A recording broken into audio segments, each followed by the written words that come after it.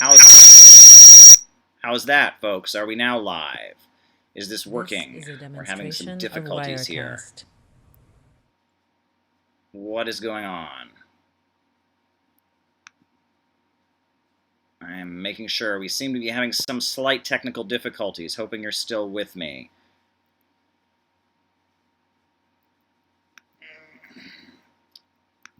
All right, are we live? Can folks see me? Can you see my face? We were having some difficulties there with the program, and now we're getting watermarked performance. All right, I hate to do this, folks, but I'm going to have to take a brief break. We're having some technical difficulties. Here we are. Now we're back. We are good. Sorry about that. Wirecast gives me some difficulties. I think I need to get some better software to run these YouTube lives. But like I was saying, it's quite a crazy moment that we're in global politics with all that's going on. All we've heard from the media so far is Russia, Russia, Russia, Russia, Russia, Russia, Russia. Oh my gosh, Trump met with the Russian president, Vladimir Putin. How could he do that? That's unacceptable. Oh my God, the outrage, the outrage. Such a thing could never be allowed. This is unacceptable. Oh my goodness, mainstream media gives you a headache, doesn't it? Anyhow, so here we are, and this Russiagate stuff continues. And basically, the allegation is at this point that some folks were sitting in Moscow conspiring, according to the story that they would like us to believe, and bought Facebook ads. And lo and behold, that's why Donald Trump was elected. Now, I don't know if you're personally dumb enough to believe that, but if you are, you know, I feel sorry for you. And that's all I've really got to say to that. So much going on here, so much happening. I hope that our technical difficulties are completed. But let's get to what's happening in Nicaragua right now. So Nicaragua is a country in Central America, and the government there is the Sandinistas. It's a socialist party. The slogan is Christianity, Socialism, and Solidarity. They first came to power in 1979 after the revolution. They came to power, and then Ronald Reagan funded these groups, the Contras. They were just tearing apart Latin America, killing people. It was a big issue. A lot of people protesting about it in the 1980s. It became a big issue. Eventually, after the fall of the Soviet Union, they had an election in Nicaragua. The Sandinistas lost the election. They stepped down from power. A pro-U.S. party took the helm for the next decade or so. But then, in 2006, the Sandinistas won the election once again. They joined with the Bolivarian bloc, and they have been drastically improving living conditions in Nicaragua. The standard of living in Nicaragua has been rapidly rising and increasing. This was actually commented on by the Wall Street Journal. Poverty has just been cut in half. It's been drastically reduced.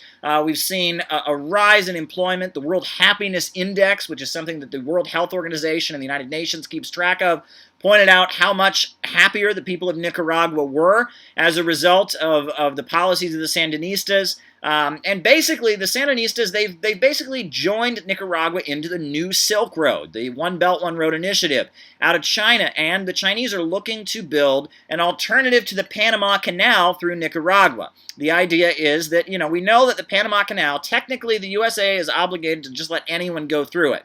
But we know that there's a whole history of the USA messing with ships that go through there, right? Well, remember 2013, there was a Cuban ship that was going through the Panama Canal. U.S. authorities stopped it and searched it, discovered some trade with North Korea, and brought that to international bodies' attention. Cuba basically got punished simply for trying to use the Panama Canal as they were sending things to North Korea.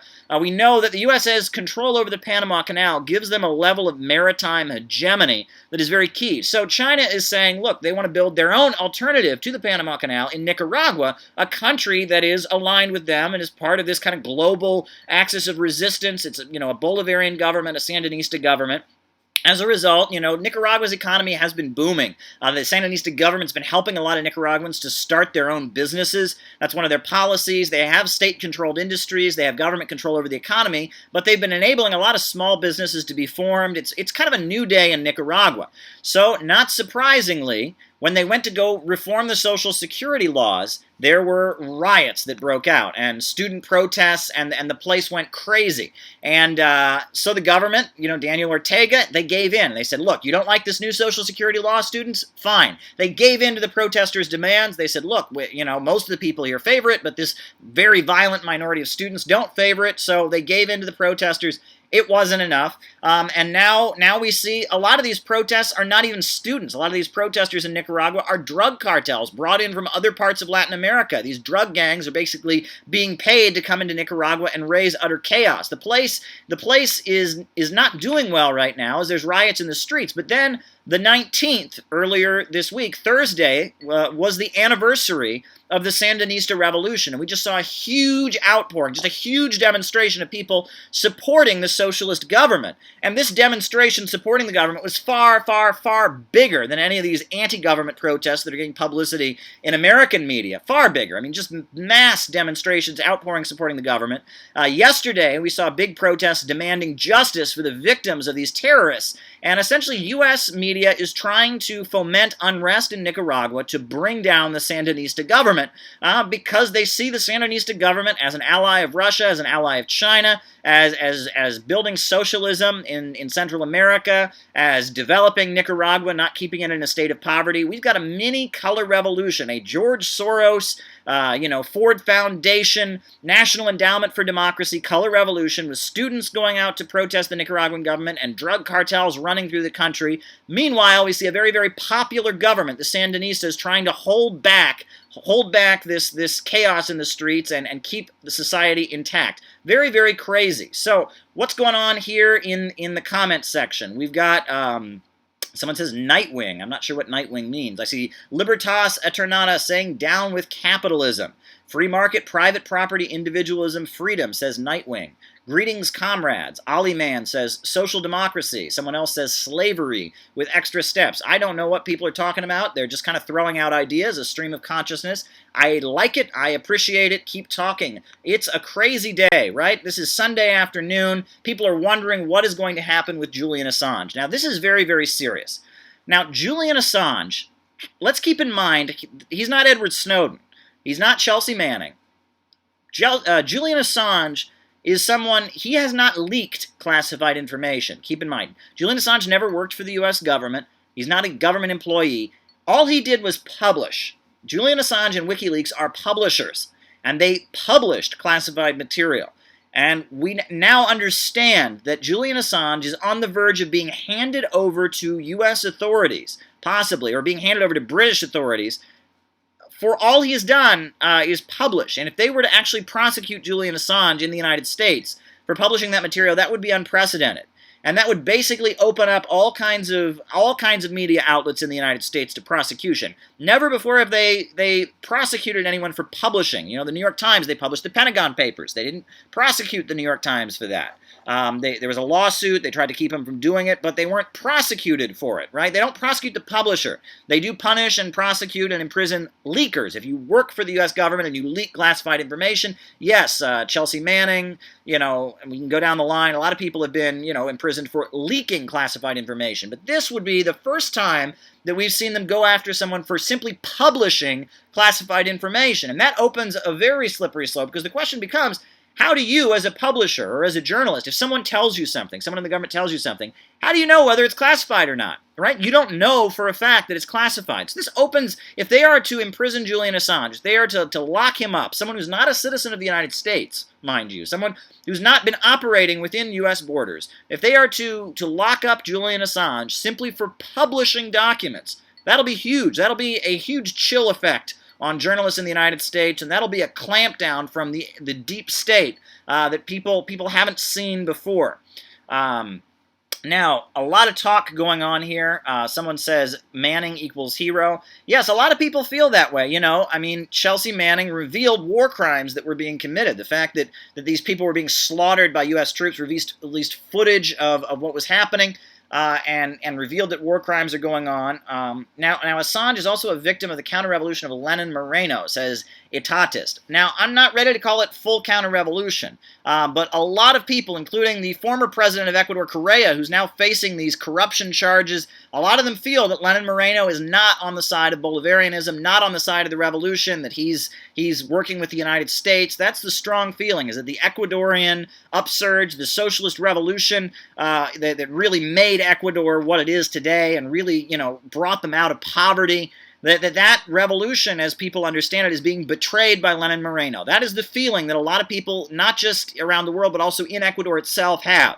And, I got to tell you, this is very close to me. I went to Ecuador for the first time in 1999, and I was 12 years old in 1999. I went there with my father. My father was there on business, and I remember this was just after Ecuador had been forced by the World Trade Organization and the IMF to switch their currency to the US dollar. I didn't know any of that. I was 12 years old. I was just there with my dad. I got off the plane. My dad was there on business, and I saw at like midnight, we got out of the airport, outside the airport in Quito, just crowds and crowds and crowds of starving, desperate people in Quito, Ecuador. I was 12 years old. I was just like, oh my gosh, what is going on here? I just couldn't, I was in shock. I had never seen that level of poverty. Starving, desperate, poor people. And it just dawned on me. I was like, wow, what is going on here? That was, for someone who had grown up in the United States in the 1990s when there was a level of high level of prosperity, I had never seen that level of poverty before. Well, I went back to Ecuador in 2013. I returned to Ecuador, and the country that I saw in 2013 at the height of Rafael Correa's presidency, I was there for the World Festival of Youth and Students, this international gathering of progressive forces, and the Ecuador that I saw in 2013 when I returned was just completely different. I saw a completely different country. I saw paved roads. I didn't see any crowds of homeless people. I saw, all kinds of highways that had been built. I saw all kinds of businesses. But what surprised me was, Ecuadorians, a lot of them had cell phones, but they weren't American-made cell phones. They had Chinese cell phones. There were a lot of cars, Ecuadorian families had cars. But these weren't American cars. These were Chinese cars. I remember there was actually a lot of places I would see car dealerships, and the signs would actually say Asian car, all one word, and that was they were describing. That was the kind of car people wanted to get. They wanted to get Chinese cars, and that the new Silk Road and One Belt One Road initiative and the socialist policies of Rafael Correa, nationalizing the oil, building up the industries. They had a really positive effect on the economy. Ecuador was brought into the future by socialism, and they were building infrastructure. They were, helping Ecuadorians to start their own businesses and flourish, and the state control over the economy under the Bolivarian government had a really, really positive impact on Ecuador. I saw the fruits of Bolivarian socialism with my own eyes, and I saw it there, and it was quite amazing to see, because I had been there in 1999, and I'd seen what Wall Street, free market, neoliberal capitalism really had done to Ecuador, and then I saw the results of Bolivarianism, and that kind of opened my eyes. That trip was really a mind-opener for me, because I was in this really small communist group that will not be named, but I got to go to the World Festival of Youth and Students, and I got to meet with communists from Ecuador, from Venezuela. I got to meet with communists from India, communists from China, from Vietnam, from Angola, communists from Spain, Portugal. And I discovered that communists around the world were quite different than the communists we have in the United States. In the USA, and this is what I tell people, in the USA, if you are a communist, you basically have two choices. You can be part of these kind of irrelevant sects that scream and yell in the streets and sell a lot of newspapers and burn the American flag and kind of hate average Americans and live in isolation, or you can be in these other groups that just kind of function as within the Democratic Party, and they're just kind of Democrats, and they're the kind of groups that were telling the Bernie-crats to just shut up and vote for Hillary Clinton, these kind of small, irrelevant groups. But when I went to Ecuador in 2013, I met communists that were neither of those things.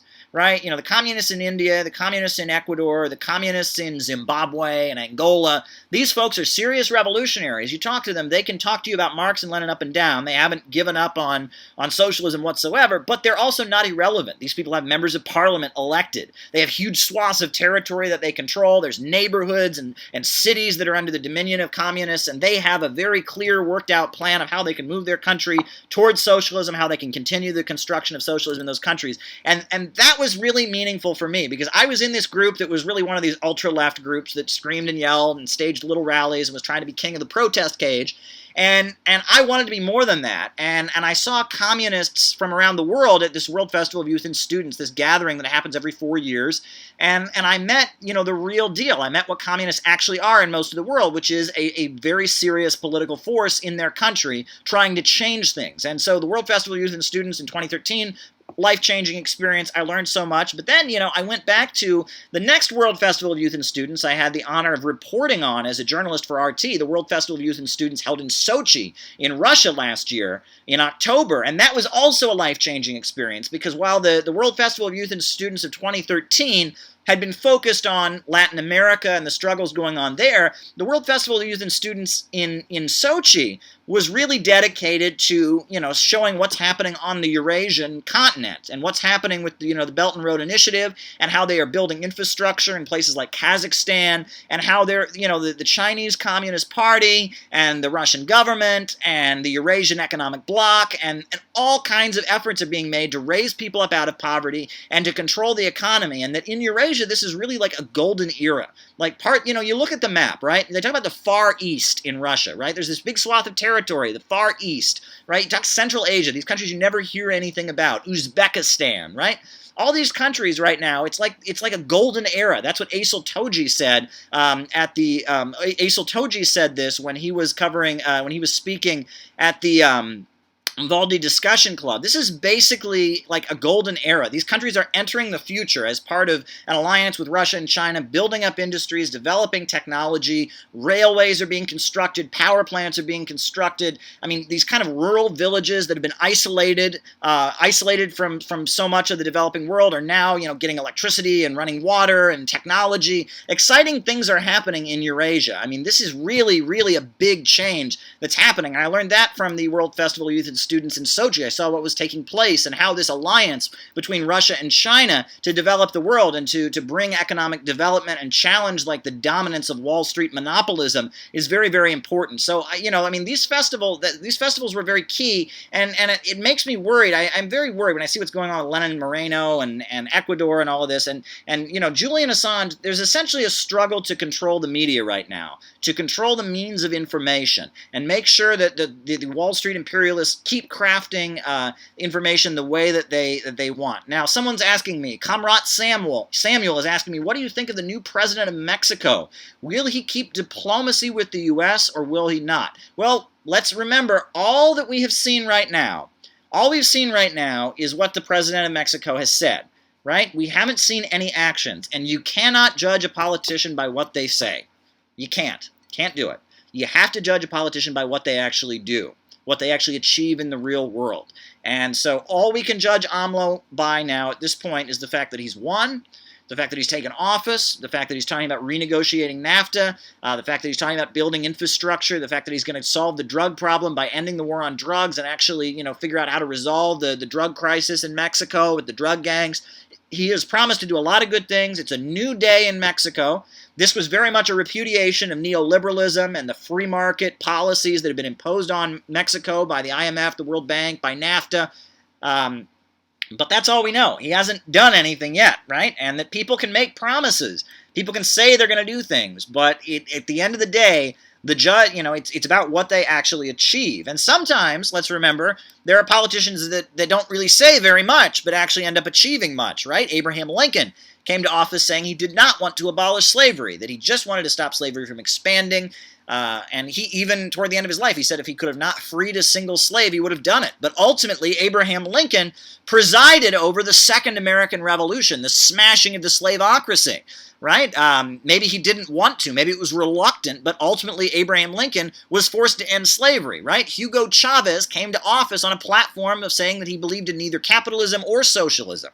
He said he was for the third way and that he was for the best thing for Venezuela. But ultimately, after the 2002 coup, and ultimately he started developing and he moved toward the socialist camp, right? And that politicians often often they will take office saying one thing and do another, and that really, when big drastic changes like this happen in the world, it's not caused by what politicians say. It's not a conscious choice. These politicians end up representing forces that are bigger than themselves, and as a result, they end up changing things in ways that maybe they didn't even intend to. This is how history works, and I didn't really quite understand this. I remember I first started to understand this around 2010, when I was studying the writings of Karl Marx in relation to the American Civil War. And I was reading, and I was thinking, how could Karl Marx have supported Abraham Lincoln? And I was reading this, and I started to understand things. I read William Z. Foster's book, The History of the Three Internationals, and I really started to understand how Marx saw things, and how history is not a matter of good guys and bad guys, and really history isn't made by words. Words are made by history.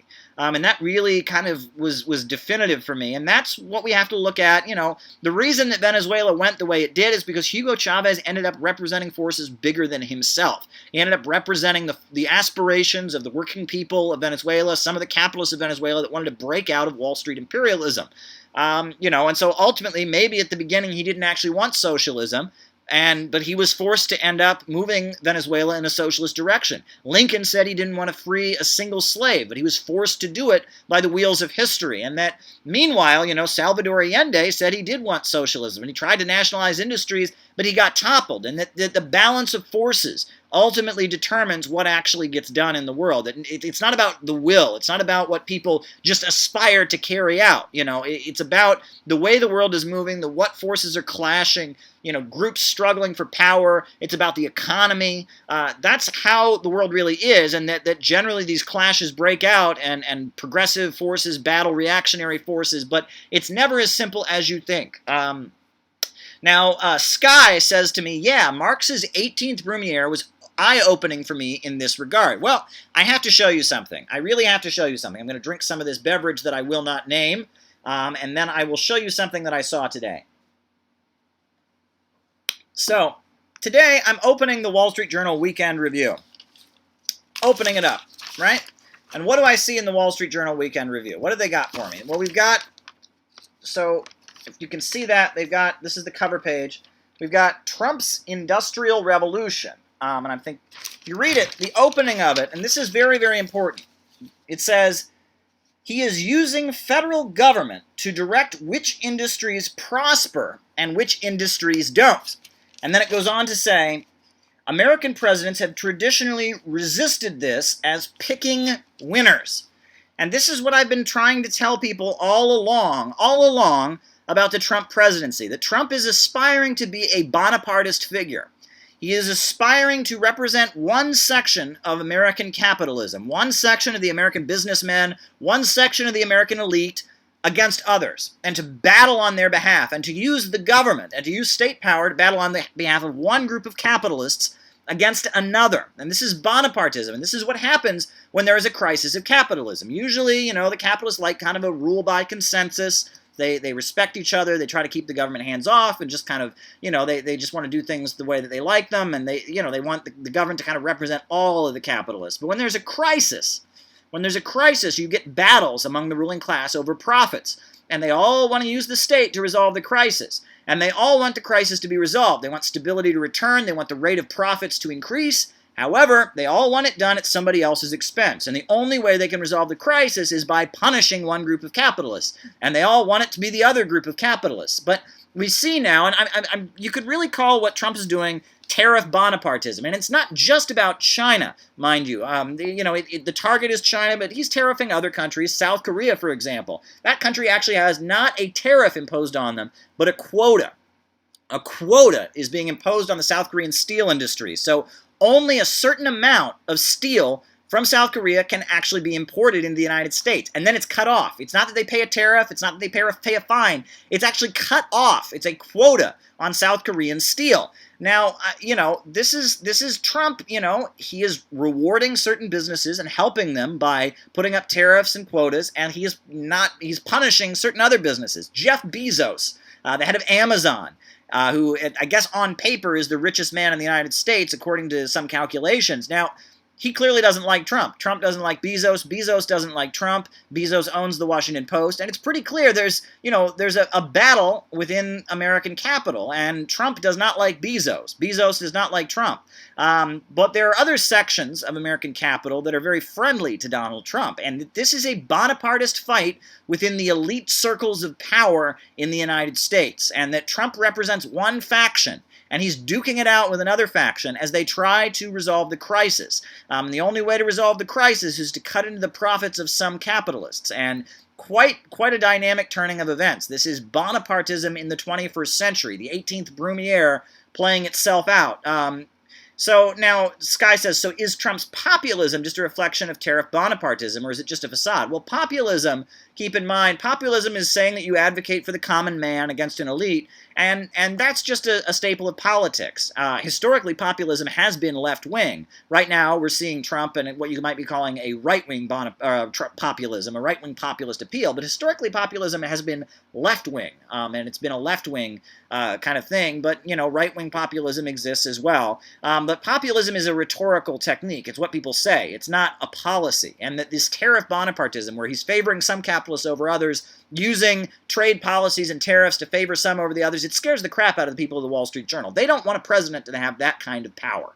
And that's what scares them. That's what they don't like. They don't like seeing a leader that have that level of power. And that's really, I think, the basis of a lot of the Stop Trump protests, is that the ruling class sees Trump as potentially too powerful, as someone who can stand up to them. I don't approve of Trump in so many ways. I don't have to list every way I don't approve of Trump. I don't like his immigration policies. I don't like his deregulation of Wall Street. I don't like, his denial there's any issue with police brutality and support for the policing agencies and security agencies in the United States and the continued suppression of civil liberties. You can go down a line. Trump is very hateable in a lot of ways. However, I will say this, Trump meeting with Vladimir Putin, that's a good thing. If we can get along with Russia, that's a very, very good thing. Russia is rising in the world, and why in the world is it considered a test of one's loyalty to the United States of America to show hostility to Russia? This is a very scary situation. This is a very, very scary situation that we're in, as essentially all the media is telling everyone that hating Russia is a must. And if you don't agree with the intelligence agencies, if you don't agree with their assessment that Russia is out to get us, then you are doing something bad. And I want to back up, because I think what's important to point out about this is they've done polls.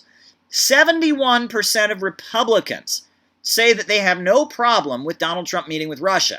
No problem with it, right? And these are the Republicans. These are the people that, the Cold War and America first, and, we hate them foreigners and them Ruskies and the Soviet Union. They have no problem with it. Also, we've seen that on the Democratic side, people don't care about this. Van Jones, a CNN commentator for the Democrats, they caught him on tape saying, yeah, this Russia story, it's a big nothing burger. Democrats don't want to hear it. So Democrats don't want to hear it. Republicans don't want to hear it. But the intelligence community wants us to hear it. That's what's happening here. Our media, MSNBC, Fox, CNN, have all been pitching us this Russiagate story, this Russiagate narrative, because they want us to hear it. The American people don't want to hear it, but they want us to hear it. And that shows how much power these forces have and how much the media in the United States is not a reflection of public opinion. Right now within the Democratic camp, we're seeing the rise of the Bernie Sanders wing in politics. Ocasio-Cortez, Bernie Sanders, they're emerging because this DNC Russiagate message is not appealing. Meanwhile, in the Trump camp, none of them are really turning on him. Among the Republicans, the overwhelming majority have no problem with him meeting with Putin. So we're seeing something scary here. Since Roosevelt, since the 1930s, when the USA recognized Russia, the Soviet Union, U.S. leaders have met with the Russian presidents. Every single president we've had since Roosevelt has sat down with the Russian president or the leaders of Russia. Every single one. But yet this time it's being treated like it's a crime. They're calling it treason for Donald Trump to sit down with the leaders of Russia. This is very, very, very scary. It's very, very, very scary. And, I see some weird parallels here. You remember when Obama came in, He said he was going to reset relations with Russia. He said he was going to redo it. And you'll remember the Tea Party said, oh, he's apologizing for America. He's, coddling our enemies.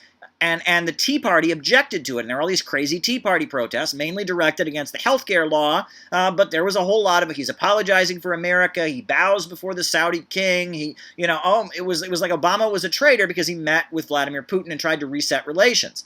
Now, the same with Trump, right? There's this huge upsurge of protests, riots in the streets, again, mainly focused on domestic issues like immigration, but beneath it all, and he meets with those evil dictators, those evil Russians, and it's really scary. And basically, everyone in the United States wants better relations with Russia, better relations with China. They don't like the fact that we're at war all the time, toppling governments. However, the deep state apparatus and the powerful forces in the United States really want this. They really want us to be at war with different countries. That's what they want. And so if you challenge it, if you stand up to it, you're going to, it's like the Tea Party, the Stop Trump protests, they kind of parallel each other. It's the new president representing one wing of American capital getting controlled and getting threatened and told that they have to follow suit. It's almost like we're on a ship. Imagine that we're on a ship and it's gradually heading toward a cliff, toward the end of the world. Right? And everyone on the ship is like, we need to turn this boat around. But then once you get at the helm, you discover you can't change it. Capitalism is heading in one direction. Wall Street profits are mandating hostility toward Russia, hostility toward China, more interventions around the world, more of a police state. Nobody wants it, whether on the far left or on the far right. Americans don't want it. But it's being forced, it's being shoved down their throats, it's being forced on the American people. And every new politician that emerges says, I will stop the police state, I will get along better with the world, I am going to fix up the economy, and none of them do it. None of them do it because at the end of the day, doing it means challenging the fundamental structures of power in the United States. It means challenging the people with the money, challenging the ability of capitalists to make profits. That's the situation that we're in. The system is leading us towards low wages, a bigger police state, and more war and aggression around the world. The American people don't want it. They want the ship to turn around. They want us to go in a different direction. But doing that would challenge the way the system is operating. Crazy times that we're living in. Crazy, crazy times that we're living in. I'm going to take another drink of that beverage that I will not name, that beverage I am totally addicted to, diet soda, which I cannot name. There we go. I could not live without diet soda. So what else is happening in the world today?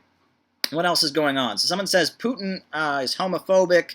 Well, there you go. I mean, I'm not here to talk about, domestic policy in Russia. The Cold War will not die in America. The propaganda is real, says Nightwing. Very interesting. American people also want stronger borders, says Gene. Well, that's an interesting question. I was at a demonstration. That's Gene Bukastan who says that. I was at a demonstration in Berkeley. I was covering it for my job as a reporter, and I saw a group of protesters, and they had a sign that said, "Open borders now." Open borders now. And I thought to myself, and I was just like, open borders now? Like, really? Like, every socialist country in the world has borders, right? And I don't think we need a bigger crackdown on immigration. I think that would actually make the problem worse. That the idea of putting immigrant communities in greater terror and greater fear will strengthen the organized crime elements, and it's not going to stop people from coming here. And that people are going to keep coming, and they'll just kind of strengthen the police state in the United States. That's been my position. But at the same time, open borders now. Like, I mean, how do you explain that to an average American, right? Someone says, well, look, every terrorist, every drug cartel can just come over the border and we're not going to do anything to stop them. All the socialist countries around the world have borders. I think what the person was getting at is the person was like a far leftist, like a communist or an anarchist, and they were saying we should strive for a world in like the long term without borders. But when most people see a sign that says open borders now, they don't get it. They're like, are you kidding me? And they don't take you seriously. Slogans like that, I don't think the issue is that we need stricter border control, and this idea that the reason people don't have jobs is because of immigrants, that's ridiculous. That's absurd. The idea that the immigrants are the ones to stop us, I don't buy a lot of this anti-immigrant stuff, but the left really needs to explain its policies in a way that's not just like, open borders now is not serious politics. And someone who is afraid of drug cartels, somebody who is concerned about security. The situation in Arizona, I mean, the situation along the border is pretty bad. I mean, talk to anyone who's been down there. Talk to people who work at like the Mexican consulates in Texas and Arizona and all of that. Some really bad stuff is happening there at the border, and these groups, these drug cartels are real, and bad things are happening. And you know, however, I will say that if you tighten the border security, it's only going to make things worse, and that's what these folks don't get. And the answer is not more cops and more prisons. The answer is a change in global relations and economics. And I'm hoping that this new president of Mexico can start fixing up their economy and make it so people in Mexico don't want to flee. However, you know, I do want to say that you know, that the idea that, and that's the problem, is in a lot of left-wing circles, all you're allowed to say about immigration is applause. You know, all you're allowed to do is go, yay, mass migration, this is the American dream, woo, I love it. No, it's not good. People are dying. You know, they find corpses every day. Every day they find multiple corpses along the U.S. border with Mexico of dead bodies of people trying to get into the United States. These conditions are bad. And these people, they're not just trying to find a new life in a new land. These people are economically desperate. And there are parts of Mexico, parts of Guatemala, parts of Honduras where people don't speak Spanish. They still speak the indigenous languages. And the fact that Wall Street and London have kept so many countries in Latin America in just chronic poverty has resulted in conditions where people are, you know, when you force these people off their land with agribusiness, and these people have nowhere to go, and they're desperately poor, and they're hungry, and you got drug cartels coming through the place, killing people, and wanting to turn their land into cocaine fields, and I mean, it's intense. These people are fleeing. This is a real humanitarian crisis. Honduras, in 2009, they had a socialist president, and then Barack Obama and Hillary Clinton toppled the socialist president, Manuel Zelaya, and then they installed a Micheletti and a brutal military regime. Honduras has one of the highest murder rates in the world at this point. Honduras has just been wrecked. Wall Street has been in there. It's just wrecked the domestic economy, and people in Honduras are fleeing. And again, if we want to get this in order, we need economic development. We need governments in these countries that fight for their populations and don't allow their countries to be gutted by Wall Street and in monopolism. You know, it needs to be said. And that immigration from Nicaragua, since you've had the Sandinistas in there, has been way down. There hasn't been mass migration to the United States from Nicaragua because people have had jobs and employment and education, and all of a sudden they don't feel a need to flee from their homes.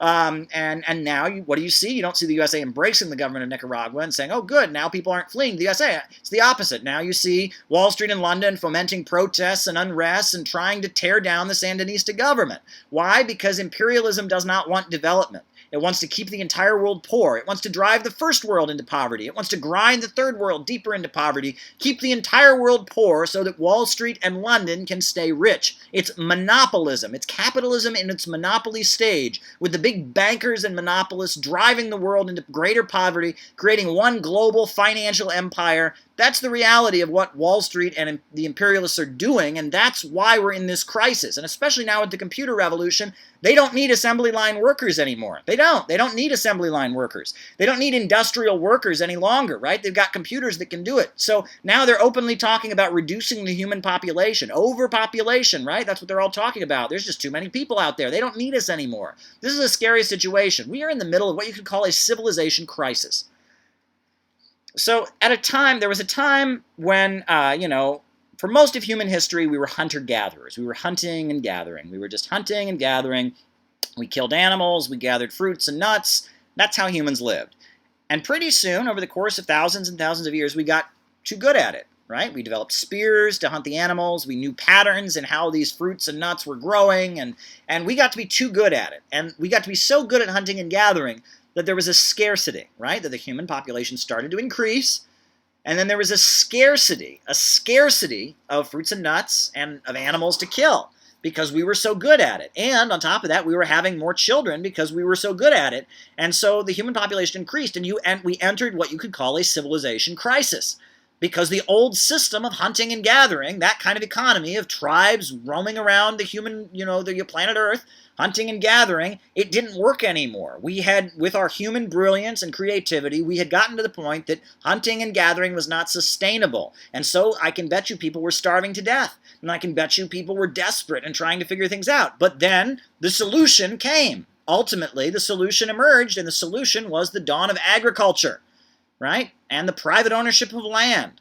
and the origin of the family, and the origin of the state, and government, and territories being under the control. And that was the resolution of the civilization crisis, and a higher stage of human existence came into being, right? And you can bet around the time, 1400s, 1500s, 1600s, there was another civilization crisis when feudalism stopped being sustainable, right? We had the technology to make life better, and the old feudal system of agriculture, there were too many people, and the old feudal agricultural system wasn't working, and it was time for a new system to emerge, for capitalism to emerge. And that period in which, you saw the dawn of modern society, the French Revolution, the American Revolution, the English Civil War, all of these things are going on, the clearing of the commons, all of that itself was another civilization crisis. We are in the middle of a civilization crisis right now because capitalism at this point is not sustainable. Capitalism has driven us to create the computer revolution, and we're at the point we don't need industrial workers. And millions of people have no place at the assembly line. It's a crisis. We human beings, with our brilliance, have gotten too efficient, and we need a new mode of production to accompany the computer revolution. That's the situation that we're essentially in, right? That Marx's understanding of overproduction, that capitalists are constantly driving to increase and make the means of production more efficient, and in the process, eliminating the need for workers. That situation is getting us to the point that things are not sustainable, and we're seeing a civilization crisis. And that's the situation that we're in, and the way out of it is a planned economy. And if you look at it, while the West and while the capitalist countries of the world are in this big economic downturn and crisis, China has been able to figure things out and move forward in the world. Why? Because they control the banks, factories, and industries in China. The state controls the means of production, and they've actually been able to turn this advance in technology into a plus, and it's actually been able to raise the standard of living. They're increasing technology, and people aren't losing their jobs. Wages are not going down. They are going up in China. The wages of the average industrial worker in China have been drastically increasing over the last decade. That they control the economy. Ultimately, the only way this civilization crisis can be resolved is we need to change the way the means of production, the banks, factories, and industries function. They can't function any longer to make profits. They need to be controlled by society and operated for the benefit of all society. That's the situation that we're in. We need society to not be, chained and held back by the profit motive any longer. We need rational human reason to be in control. Greed can no longer be in control. Sure, it has its place, right? If people work harder so they can get paid more, people invent something new, they want to start a company, but ultimately the centers of economic power need to be controlled by society. The means of production need to function according to a central plan. And that's what we're learning from this crisis. And that's why China has been able to rise. And that's why, different countries around the world where the economy is controlled by the state, and it's not, accountable to the wishes of profits, they've been able to keep rising in the middle of this civilization crisis. So there we go. What a day. There are 50 people watching right now. I bet you can all increase that. I bet you can. I challenge you. If you're watching this, tweet out this link. Bring people on board. We have been going for about 44 minutes by now. We had a little bit of a false start because of some technical difficulties. Tweet out this link. Get people watching. This is an exciting place to be. I want to talk more. I'm here to engage with you. I was just rambling about a civilization crisis. There's plenty we can talk about. What is going on here? Should we legalize them? What's your position on China? Well, that's what I've said. I think China, it's socialism with Chinese characteristics. They have a planned economy, and they're bringing the world up, and they have their One Belt, One Road initiative, win-win cooperation around the world. And yes, they have issues with corruption, big problems with corruption. They have, a lot of millionaires and billionaires, and they're trying to crack down on corruption. They're trying to transition the country right now, and that President Xi is doing a lot of great things, and that China continues to rise because they have a state-controlled economy. Thank you, Lisa Hauserman. Caleb, I just shared. I don't really do Twitter, but I emailed. Thank you, Lisa Hauserman. I appreciate it. Lisa Hauserman is a longtime fan. Good to have you around, Lisa Hauserman, and I always appreciate your comments and your input. Kaninky or Kinky says, Gene, if drugs should be destroyed, why do we have receptors for them on every cell of our body? Oh, so people are arguing about drugs right now. Well, I tell you, I oppose drug use. I really do. Now, marijuana or whatever, maybe that's not as bad. I don't even drink alcohol at this point. Simply, it just doesn't agree with me. Every time I drink alcohol, it makes me ill, so I've just kind of cut it out. But at this point, if you look at drugs, right, they make you very, very dumb and stupid. I'll tell you that much. I'm talking about opioids. I'm talking about, cocaine, heroin. They don't really improve people, and that historically drugs have been used by the Wall Street imperialists to control people. That's the reality, and that, you can look at this. The CIA had a program of promoting drug use at one point. You can talk about MK Ultra. It was a CIA program that they had. So that's something to keep in mind. I'm not in favor of drug use. I think that drugs are something to do to keep people under their control. I mean, I've never used marijuana, so I don't know about it. But people say that it's on the level of alcohol. I don't think alcohol should be illegal. I choose not to drink. But other people, maybe they do use it. I don't know enough about it, honestly. But as far as heroin, as far as hallucinogens, LSD, that stuff is not good. I mean, that stuff is really, really not good. It's used to control people. It's used to manipulate people. And I am not in favor of people using those kind of substances. And I think if you look, there's been a big effort on the part of the Wall Street imperialists to kind of put those drugs out there and use them to control people. Look at HSBC Bank. What does HSBC Bank stand for? This is the biggest British bank, right? It's a British bank, but what does HSBC stand for? That's the Hong Kong Shanghai Banking Corporation. And it was a corporation basically used by British Wall Street and monopolists, London Stock Exchange. It was used by them to flood China with drugs. Why? To make the country more easy to control and to beat down the domestic economy. That's why the British waged 2 opium wars. Opium wars that were waged by the British in order to control China by forcing them to import narcotics. The USA, there was the Boxer Rebellion, when you had Chinese nationalists called Boxers that were going around killing drug dealers. What did the USA do? It sent in the Marines to protect the drug dealers, and they flooded the American newspapers with stories about how the Chinese were allegedly killing Christian missionaries, and we were there to protect the Christians, but in reality, we were protecting the drug dealers. And the Boxer Rebellion ultimately kept intact an emperor in China who was subservient to the British and Wall Street, and it was a disaster. The Boxer Rebellion, you can read about that. This was the first time U.S. troops were sent there. So it had nothing to do with fighting communism, mind you. And Mao Zedong was like 3 years old or something at that point. So that kind of shows, how some of the narrative that people have is just false. I'm just fixing the pillows that I'm sitting on here in front of my bookshelf. But what else is going on here in the world? What's happening here? Drugs are used to suppress your reality. Solving the drug problem would have to solve the economic problem, says Tim. I agree with that. And let me be clear, I don't think that drug users should be criminalized. And that's one of the biggest mistakes we made here. If someone has a drug addiction problem, they need treatment. They need help. They need assistance. This idea that we just lock them up, harsh punishment, that doesn't generally solve any problem, right? Let alone the drug problem. And the way we responded to the war on drugs, the effect it's had on the black community. They've done studies that have shown that actually the rate of drug use among the U.S. population, among African Americans and among white people is roughly the same, right? A lot of white people are using drugs, and no one denies that, but the black people get arrested for it. The police presence is much bigger in the black community, and that there is, the war on drugs has not been a good policy, and that if someone has an addiction problem, why lock them in jail, right? Why they need treatment. It's a medical issue. It's not a criminal issue. Drug dealers, now drug importing, the heroin gangs that come in and kill people, that's a totally different manner, and that you need to be harsh with those kind of forces. But individuals who get caught up in drug addiction, that's a different story. But we're talking all about drugs, aren't we, today?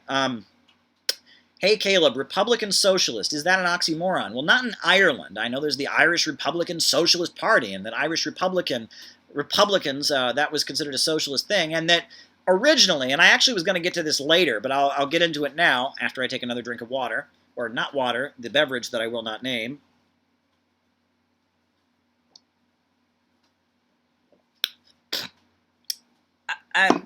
So Dinesh D'Souza, this right-wing commentator, he's got another film he just made, and it's just repeating it's his favorite thing to say, that the Republican Party is the party of Lincoln, and the Democrats are the party of Jim Crow. Both of those things are true, obviously. And that this somehow proves that Marxism and leftism is racist, and that the real racists are on the left, and that the Republicans and the right wing are the real anti-racists. This is Dinesh D'Souza's message, and it's completely delusional because let's not forget that at the time that the Republican Party was founded, it was actually a left-wing party. They took their name from the French Revolution, the Republicans. And that was, 1848. You had the Spring of Nations all across Europe. And what were the people that were battling these radicals that were running around with red flags in places like Germany and France and Sweden? What were they called? They were called Republicans. And I actually have here, if you don't believe me, you don't have to believe me. Here's a book by Eric Foner. Free soil, free labor, free men. That was the slogan of the Republican Party before the Civil War. The ideology of the Republican Party. This is Eric Foner, right? Karl Marx. He urged his supporters to support the Republican Party. You can read about August Willich, Joseph Wedemeyer. August Willich was a general, not some rank-and-file soldier, but a general in the Union Army, and he was a Marxist. He was someone who had exchanged letters with Karl Marx himself. Karl Marx actually worked for the New York Tribune, which was the New York City Republican newspaper. And this idea that the Republicans, that they're the party of Lincoln, and that the Democrats are racist because they're Marxists and the left, this is delusional. At the time the Republican Party was founded, it was a radical left-wing party. It opposed slavery. It was supported by labor unions, the Knights of Labor and, Samuel Gompers. The Republican Party's origins, it was a far-left radical party back at that time, in the 1860s, in the 1850s, in the 1870s even. The Republicans were a left-wing party back then. So Dinesh D'Souza drives me up the wall. You could destroy his entire thesis by simply pointing this out. If someone would just say to him, really, back in the time of Lincoln, Karl Marx and all the Marxists and socialists and communists and radicals, they were all Republicans back then too, that would kind of destroy his argument. It's just absurd. It's kind of infuriating to listen to this. The Democrats, yes, they were the party of Jim Crow. They were the party of the Ku Klux Klan. They were a right-wing party at that time. So this entire narrative that Dinesh D'Souza has is completely wrong. Now, nowadays, these two parties are really just labels. If you look at it, I think the most exciting trend in U.S. politics right now is the Democratic Party opposition. Ocasio-Cortez, Bernie Sanders, the kind of anti-DNC Democrats. That's the most exciting thing going on. That's the most exciting thing going on. And for a long time, in far left circles, there was this narrative like break with the Democratic Party. People would always say break with the Democratic Party. And I remember when I was supporting Charles Barron, who was a politician in New York City, all these people were saying, "Oh, how can you support Charles Barron? He's a Democrat." Well, the Democrats hate Charles Barron. Charles Barron's Charles Barron. An anti-imperialist, somebody who was supporting Hugo Chavez and was historically had been a Black Panther. Charles Barron, strong critic of Israel at every anti-war demonstration. Charles Barron was Charles Barron, but all these people say, well, because he has a D next to his name, you can't support him. And in the USA, when we have a two-party system, those two parties kind of become meaningless. You can have a D next to your name, you can have an R next to your name, but it doesn't really mean anything. Neither of those parties mean anything. The Marxists were in the Republican Party at one point, at various points throughout U.S. history. Marxists, the Marxists, they supported Roosevelt in the 1936 presidential election. Earl Browder ran for president, basically told his supporters not to vote for him, said, the point of my campaign is to defeat the Republicans. You can go down the line, this idea that the D and the R is what matters, and that if some politician has a D or an R, that's the determining factor, that's just kind of completely silly. Now, at this point, what's interesting is, the Republican Party, when they originated, they were the party of the small farmers, primarily, what they called the free soilers. And what's interesting about that is that, they're still the party of rural Midwestern folks, right? The South, which used to be with the Democrats, is now with the Republicans, but what has changed is that rural folks, the free soilers who were opposed to slavery, and they thought the big banks were oppressing the small farmers, and they were more favorable toward labor unions, they are now conservative, right? Your rural folks are more evangelical Christians, conservative. They believe in free markets and capitalism and want to privatize everything. The Republicans still kind of represent that demographic, but they've shifted. And you saw the beginning of that with prohibition, for example, right? As we saw an increased amount of immigration to the United States from Italy and Ireland and Eastern Europe, right? These Protestants who didn't believe in drinking alcohol, they pushed for prohibition. And what's interesting is that, the Democratic Party, while now it is considered the liberal or the left kind of party in U.S. politics, it's still the party of the corrupt urban machines. Now, those corrupt urban machines, the Daily Machine in Chicago, Tammany Hall in New York, those machines used to be considered, right-wing. They were the machines of the factory owners, and they were ultra-conservative right-wing machines. Now, because of the 1960s, because of the upsurge of labor and the Roosevelt administration, now the urban machines are slightly they have more of a liberal appeal. So it's weird in a lot of ways that the demographics, other than the South, have stayed the same. The Republicans are still the party of Midwesterners and rural folks, and the Democrats are still the party of urban machines, of the corrupt urban machines, the urban political machines of Philadelphia and places like that. However, the political message of rural folks and the political message of the corrupt urban machines has shifted. And that's kind of interesting if you look at the evolution of American politics.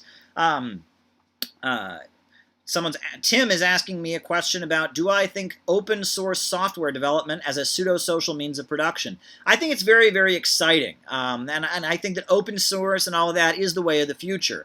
But I don't really take a position on legislation around it. I don't know enough about it. I know that some people have referred to open source as post-capitalism, right? Because the idea is that people are inventing this new software and just sharing it, not trying to make a profit. And this points toward kind of the gradual lifting of the profit motive due to technology. I think there's something to that thesis. I'm not ready to get fully behind it. I do think it is very, very interesting.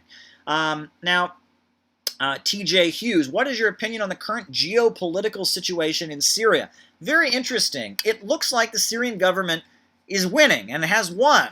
But yet there are forces that are just determined, are just drastically determined to topple the Syrian government and the Syrian Arab Republic. But it looks like, the people of Syria, they do not want to have the elected secular government, the Ba'ath Arab socialist government, toppled. They don't want it.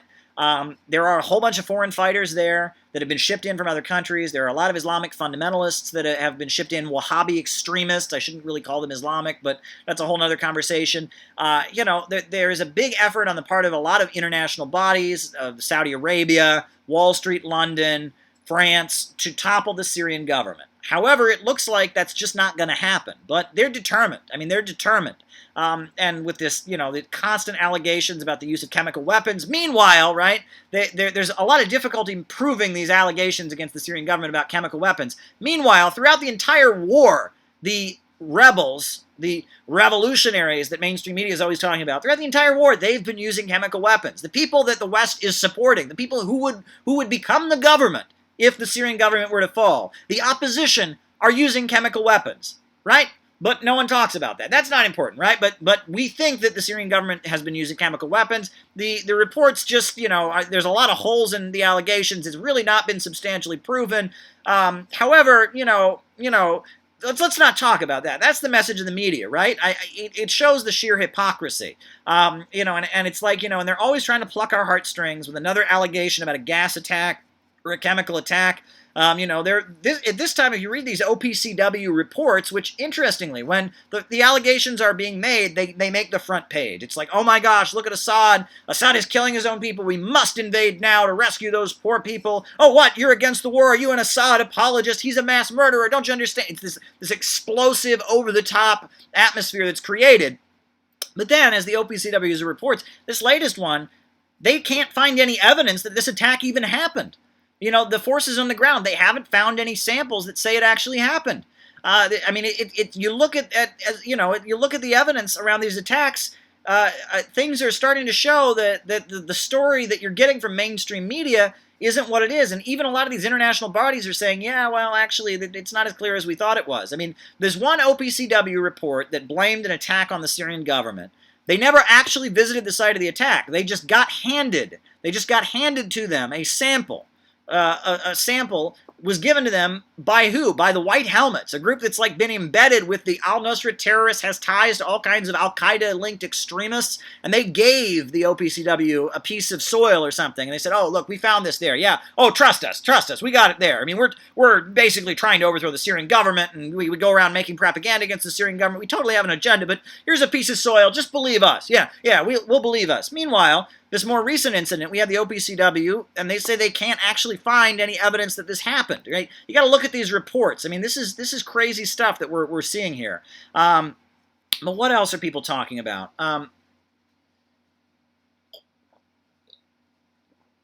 Now, someone is asking what my thoughts are on Eurasianism. Well, I'm not a Eurasianist. I've read a lot of that stuff, and I mean, my main critique of it is that Eurasianism as a doctrine rejects the notion of historical progress. And historical progress is central to what I believe. I think history is marching forward.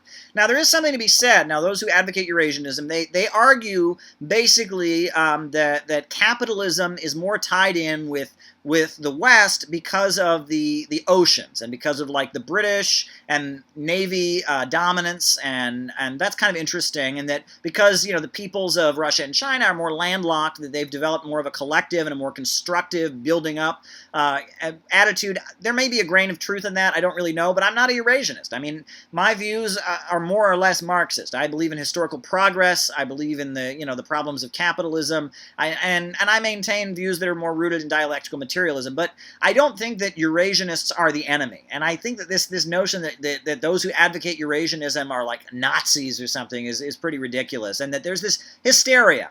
And it's very weird. On the left, Russiagate is a big thing now. The Democrats are telling people to hate Russia. And so there's this kind of this like finger-pointing blame game where it's like, you're supposed to point at somebody and say, aha, Jill Stein, she went to Russia and she met Putin at this reception. Oh my God. Oh, never associate with Jill Stein. Hate Jill Stein. It's childishness. And these people don't seem to understand that wanting war with Russia is not like a radical position. That's the position of the most powerful forces in the world. Why don't we back up for a minute? Can we just back up for a minute?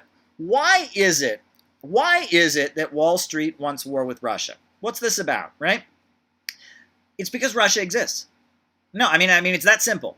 Basically what it is that Russia is a huge producer of oil and a huge producer of natural gas. That's the way that they were able to fix up their economy after the fall of the Soviet Union.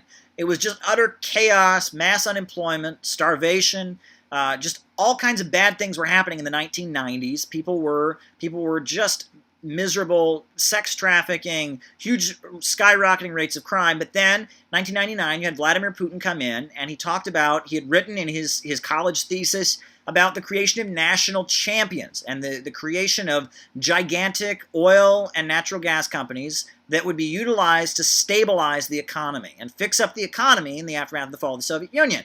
And Putin created Gazprom and Rosneft. And with these two giant state-controlled corporations, they've been able to restabilize and fix up Russia's economy following the fall of the Soviet Union. And so Russia is selling lots of oil and lots of natural gas on the international markets. That's why Wall Street wants to destroy them, because every ounce of natural gas that they sell, every ounce of oil, every barrel of oil that they sell, is a barrel of oil that they did not buy from Wall Street. They didn't buy from Chevron, ExxonMobil, BP. Russia is a competitor, and they want their competitor off the market. When the Soviet Union fell, all kinds of businesses there just collapsed. The collective farms, they shut their doors, right? American companies bought factories in Russia, and they didn't get them producing for American companies. They bought them and closed them down. And then Russia started having to import their products from the USA. Russia started importing all their food from American agribusiness, right? And the idea was to put Russia out of business, make it so they had to buy everything, make them so they became a captive market of Wall Street and London. And when that wasn't done, and when Russia began building up its domestic economy, when the Putin government came in, created Gazprom, Rosneft, started stimulating the growth of domestic corporations and started building up the Russian economy, when that happened, all of a sudden, the USA became hostile to Russia. Wall Street, they loved Yeltsin. They loved Boris Yeltsin because he was letting Russia be plundered by Wall Street. But when things shifted with the rise of Putin, all of a sudden Russia was back in business, and oil and natural gas was being sold. And right now, getting Russia off the market is almost a matter of desperation for the Wall Street imperialists. Why? We just, with fracking, the USA is not importing oil. We're not an oil importing country. We are importing oil, but we're also selling oil. But at this point, for years the Democrats used to talk about energy independence, right? If we could only have energy independence. So at this point in the USA, right now, we are producing 11 million barrels of oil every single day. With fracking, we have our own oil and our own natural gas. We have energy independence in the USA. We are producing oil bigger than we ever have been. More oil production is happening in the United States than ever before. And so the more oil that you have, you need to sell that oil, right? That oil, you need to sell it, and you need people to buy it from you. And it's openly stated. Tim Ryan, the congressman from Ohio, stated on the floor of Congress, we need our allies in NATO to buy our gas and our oil and not buy it from Russia. And that's the idea. Energy dominance is that with Russia selling oil and natural gas, they are a competitor. And the stronger they get on the international markets, the bigger of a threat to the profits. And the more oil and natural gas that we have, that we're producing, the more we're going to need to sell it, right? And so that's the reality. Getting rid of Russia is about controlling the market. The same with China. The reason they hate China is not because they're communists. It's not because they espouse this idea or that idea. It's the reason that they don't like China, ultimately, is because China is producing half the steel in the world. China is producing half the copper in the world. China is producing so much right now, and that's a threat because everything they produce and everything they sell on the international markets is not purchased from Wall Street and London. It's about dominance. It's about securing control and maintaining a monopoly for the Wall Street imperialists. It's economic. China could change their flag to the American flag tomorrow. They could change their flag to the American flag. They could announce, communism, we don't believe in it anymore. They could just bend over backwards. That wouldn't be enough because it's an economic drive. Most of these countries around the world don't want to fight with the United States. This notion that all these countries are anti-American is absurd. These countries want to do business with the United States. They just want to survive. But in order for Wall Street to maintain its power, they need to keep these countries poor. They need to keep them underdeveloped. They need to keep them not producing. It's about maintaining a monopoly for the billionaires and monopolists that control the world.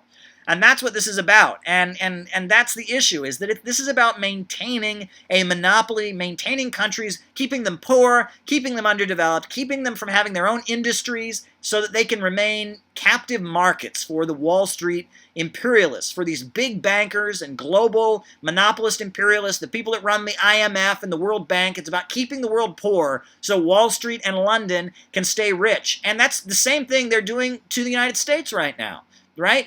There used to be a vibrant economy within the domestic United States. You had this big industrial middle class of factory workers, auto workers, steel workers. They're being destroyed as well. They're grinding the world into poverty. They are creating a global low-wage prison, essentially, so that they can keep their grip on power and keep profits flowing in. And the problem is, with the computer revolution, they don't need industrial workers now. So many people are not working at the assembly line, and now they're churning out these products so efficiently with their 3D printers and their factories that barely have any workers. But no one's working in those factories, and no one's getting paid any wages, and so they're not able to buy back these very, very efficiently produced products. This is the meltdown of global capitalism. This is a civilization crisis, as I explained earlier in the live. The fact that the capitalist system cannot continue to function, that they have developed the means of production so effectively that their own system is crashing and burning. Meanwhile, countries around the world with economies where the banks, factories, and industries operate according to a central plan and for the benefit of the country and have central planners planning out what goes on, they're not crashing and burning because they have control over the economy and they can tell corporations what to do and how to benefit society. And that's the ultimate difference. And that's why we're seeing this crisis, and we're seeing the West decaying because of the rule of profits. When you have a society that's controlled by the rule of profits, problems develop. Meanwhile, we see countries where that is not the case, and they're rising. So now Pro-Gun Red, shout out to Pro-Gun Red out there in Long Island. Good to hear from you. He says, nationalize oil and natural resources. Nationalize Amazon, and maybe Jeff Bezos on trial for crimes against the workers. There was a great piece produced by Bernie Sanders, Workers versus CEOs. I don't know if people saw it. It was excellent, and it showed some of the conditions these Amazon workers are facing. Right?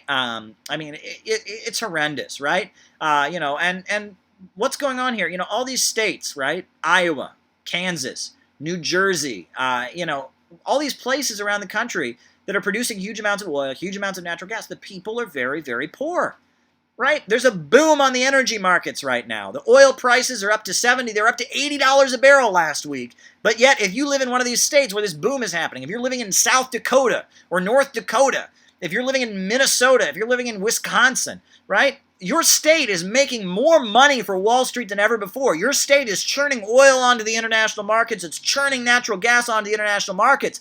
But do you see your state getting richer?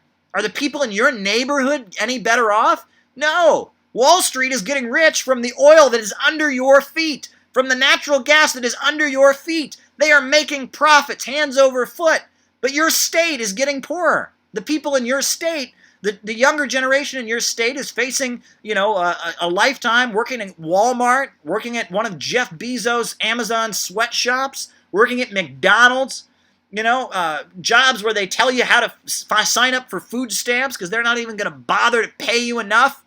That's what's happening right now. But yet the ground that you live on is churning out profits for Wall Street. They are making record profits from the ground that you live on.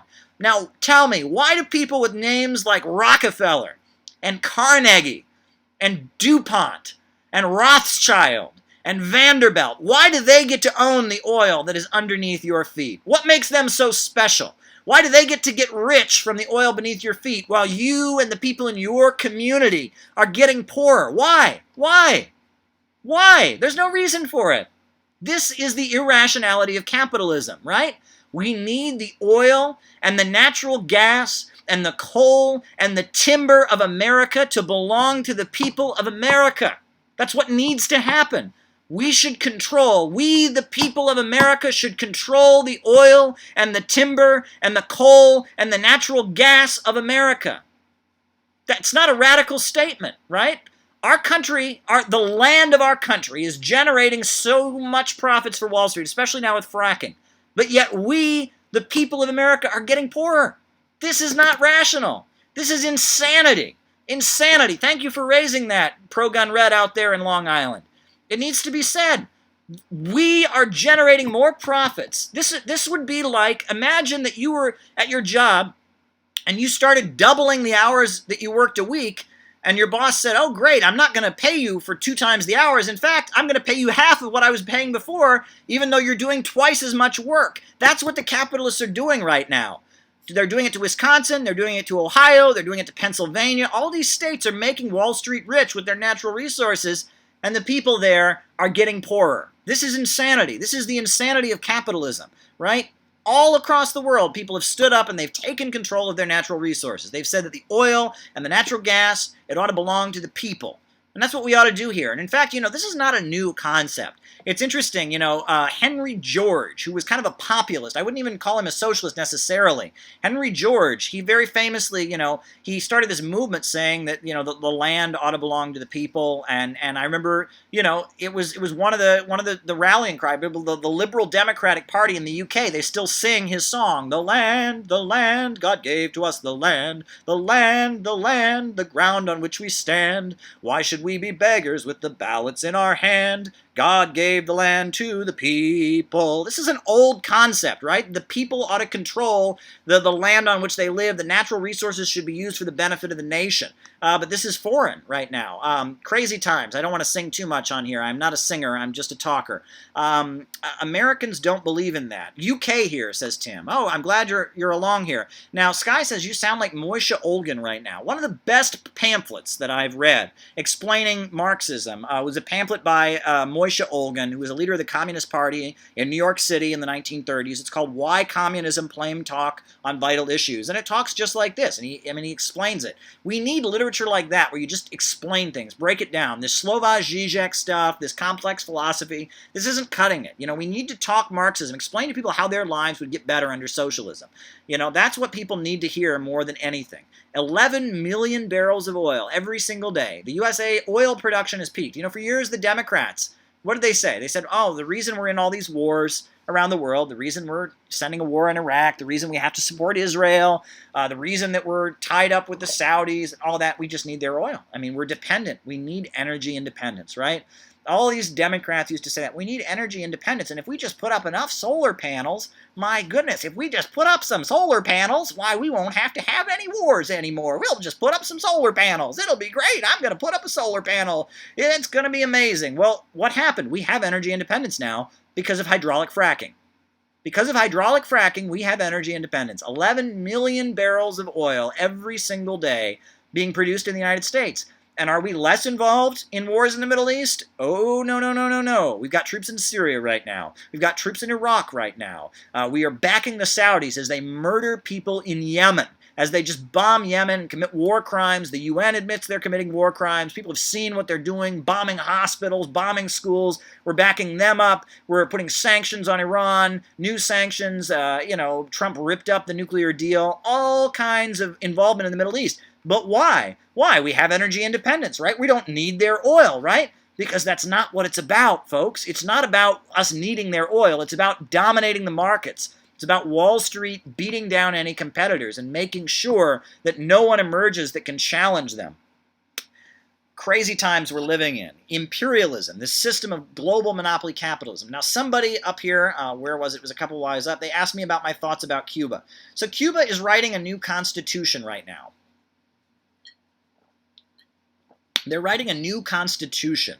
And this new constitution that Cuba is writing, it's going to allow for private property, right? Already, they've already had some of these reforms. Like in Cuba, you can sell your home now. If you own a home, somebody else wants it, you can sell it.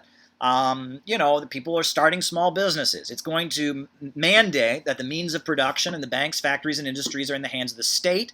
It's going to maintain the Communist Party as the leader of the country. It's actually going to constitutionally cement that the Communist Party is the leading ruling party.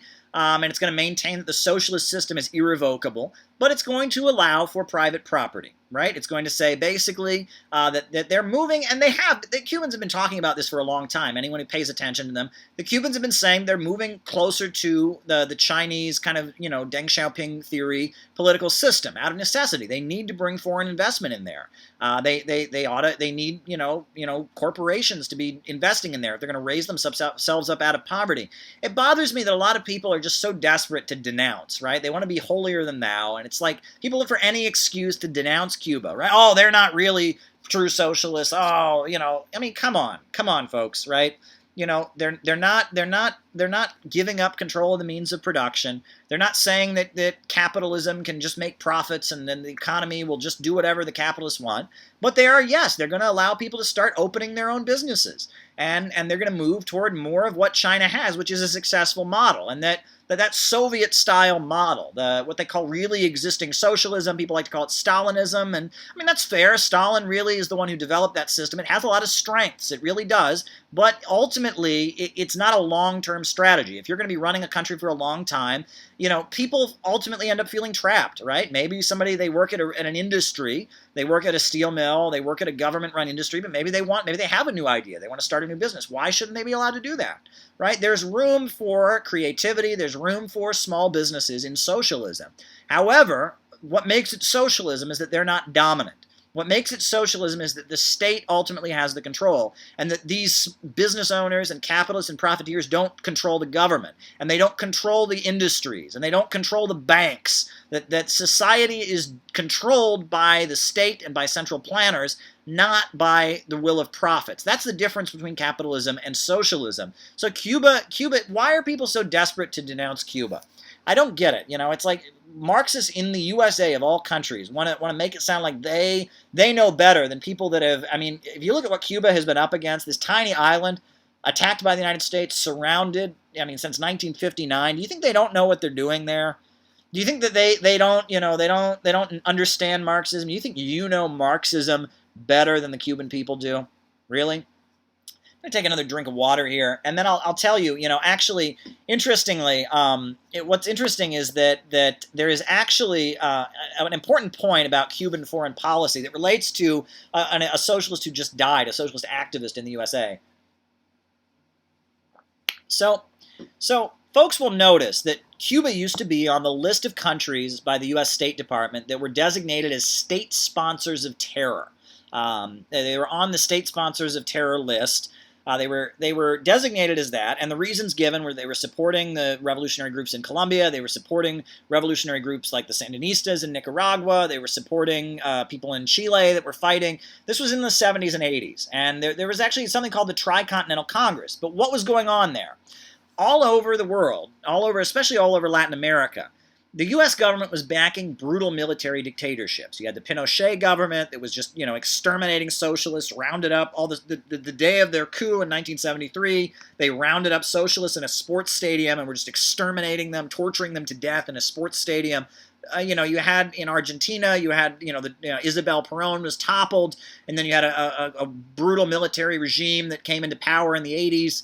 Venezuela, you had a military government. All over Latin America, you had these brutal military governments where people they had no freedoms, they had no rights. Every time they tried to organize unions or fight for their basic rights, they would be killed.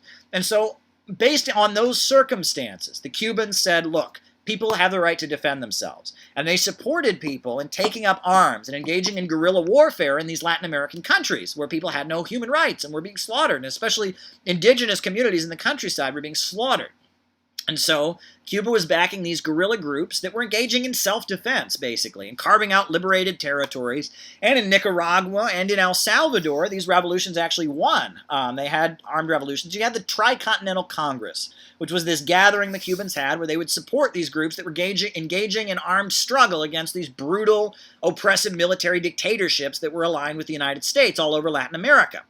And so, based on that, the USA, of course, labeled all these groups as, what did they call them? They called them terrorists. All these groups throughout Latin America, Africa, Asia, places like that, they called them terrorists. So Cuba was designated as a state sponsor of terror, right?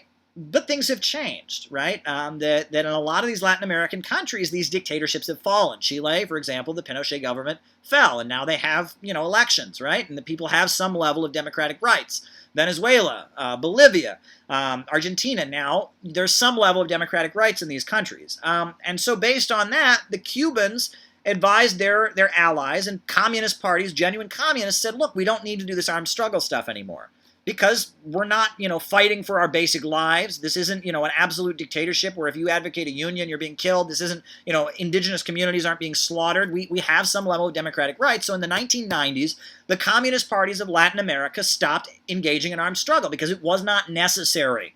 It wasn't necessary. Armed struggle, revolution is an act of self-defense.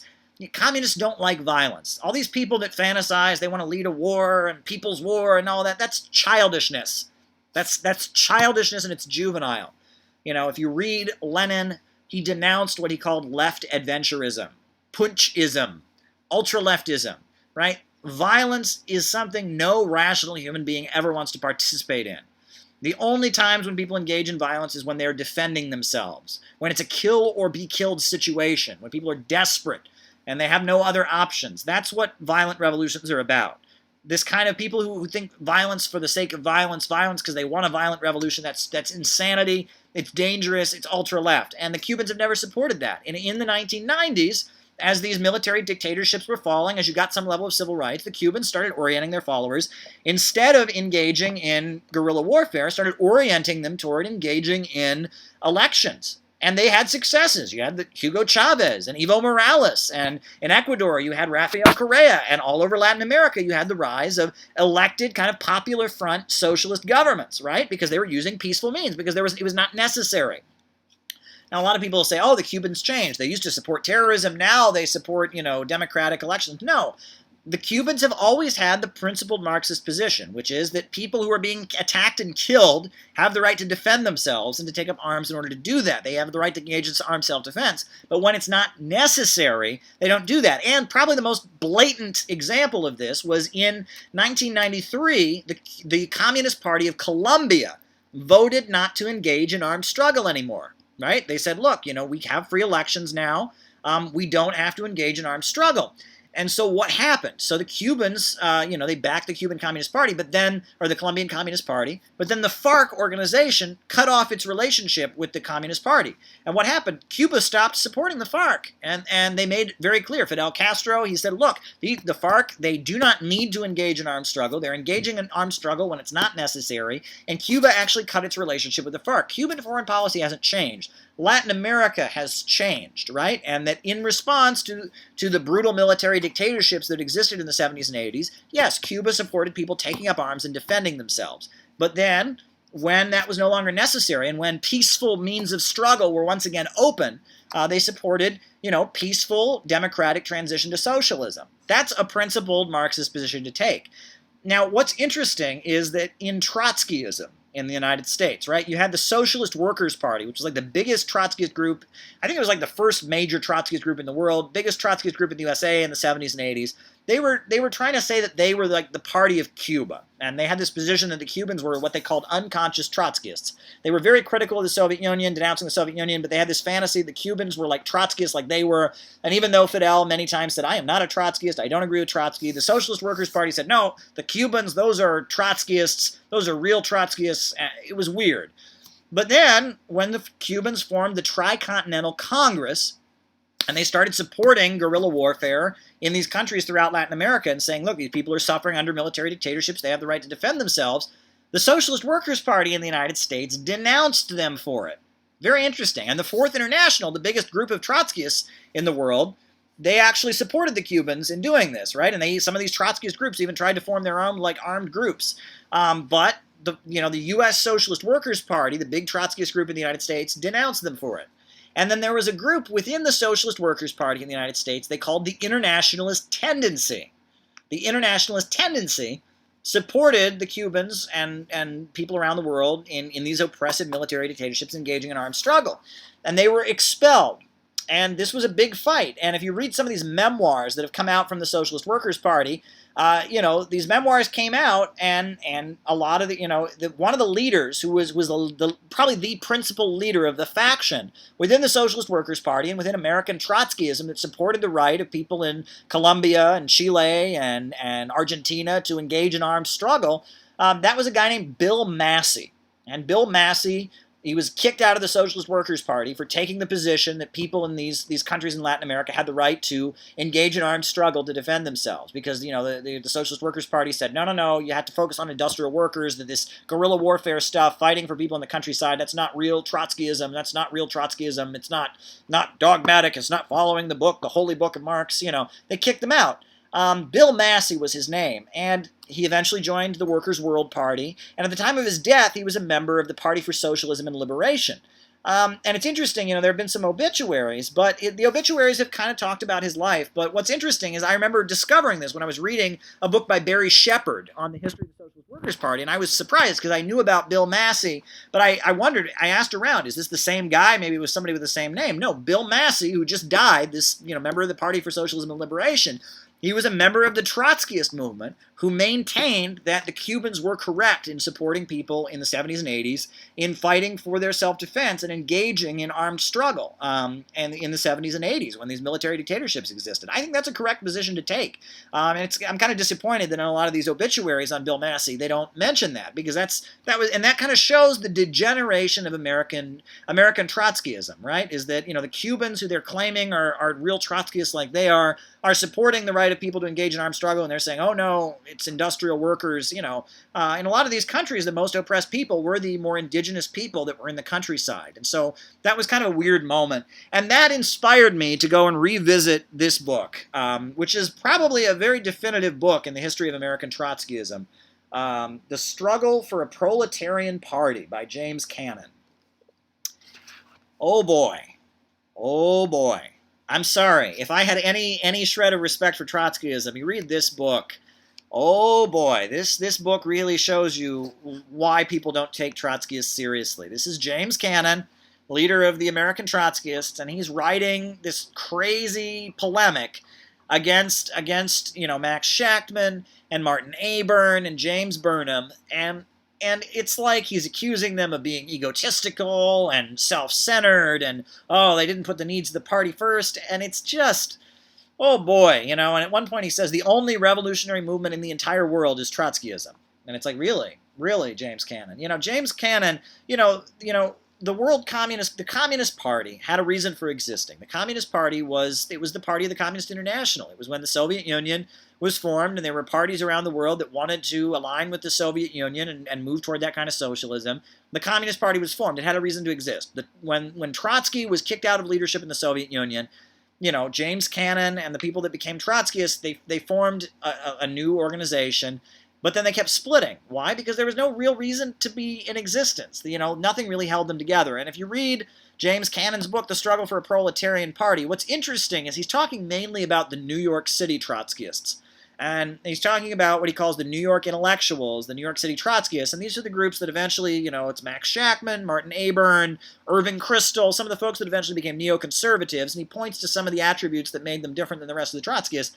But if you look at it, it's James Cannon here is basically saying, we need to build a little cult, a little tiny cult, independent. It's really kind of sad. You read this. This is why the U.S. left is kind of degenerated, is that these people were kicked out of the communist parties. They're not tied in with any international movement, and they're building their own little holy, revolutionary, true movement that's independent from the rest of the world, and it starts to have the attributes of like a cult or a religious group or some kind of messianic. You read it, and as much as I'm no fan of the folks who eventually became neoconservatives, I'm no fan of James Burnham and Max Shachtman and people like that. This is a strand in the political left that ultimately became the basis of neoconservatism in the right wing in a lot of ways.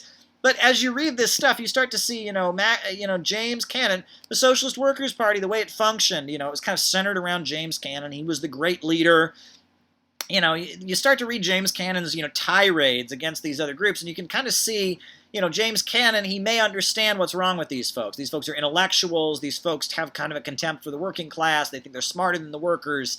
That they think that it's not a struggle for economic justice. It's a struggle for this vague, abstract sense of freedom.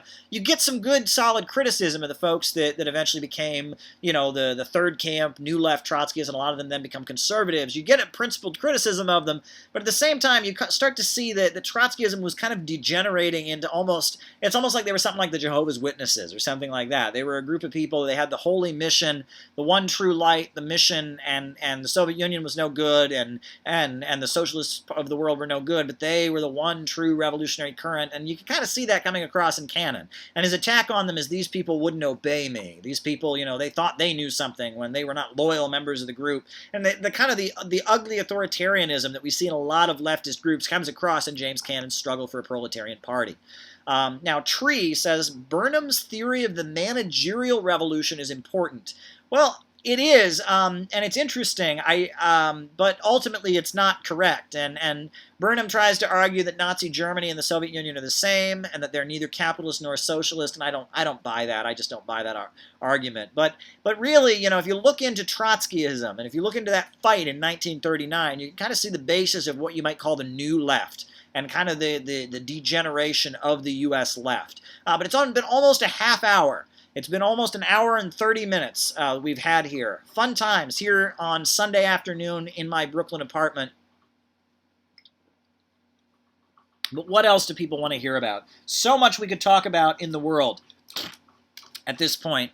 I want to give a shout out. I always do this, forgive me, but I have written this book, Getting Rich Without Capitalism, America's Way Out, which is kind of my analysis of the global economy. I talk about the history of populism in the USA. I talk about China. I talk about Russia, what the sanctions are really about. And if you read this, I just got a review on the Fort Russ blog.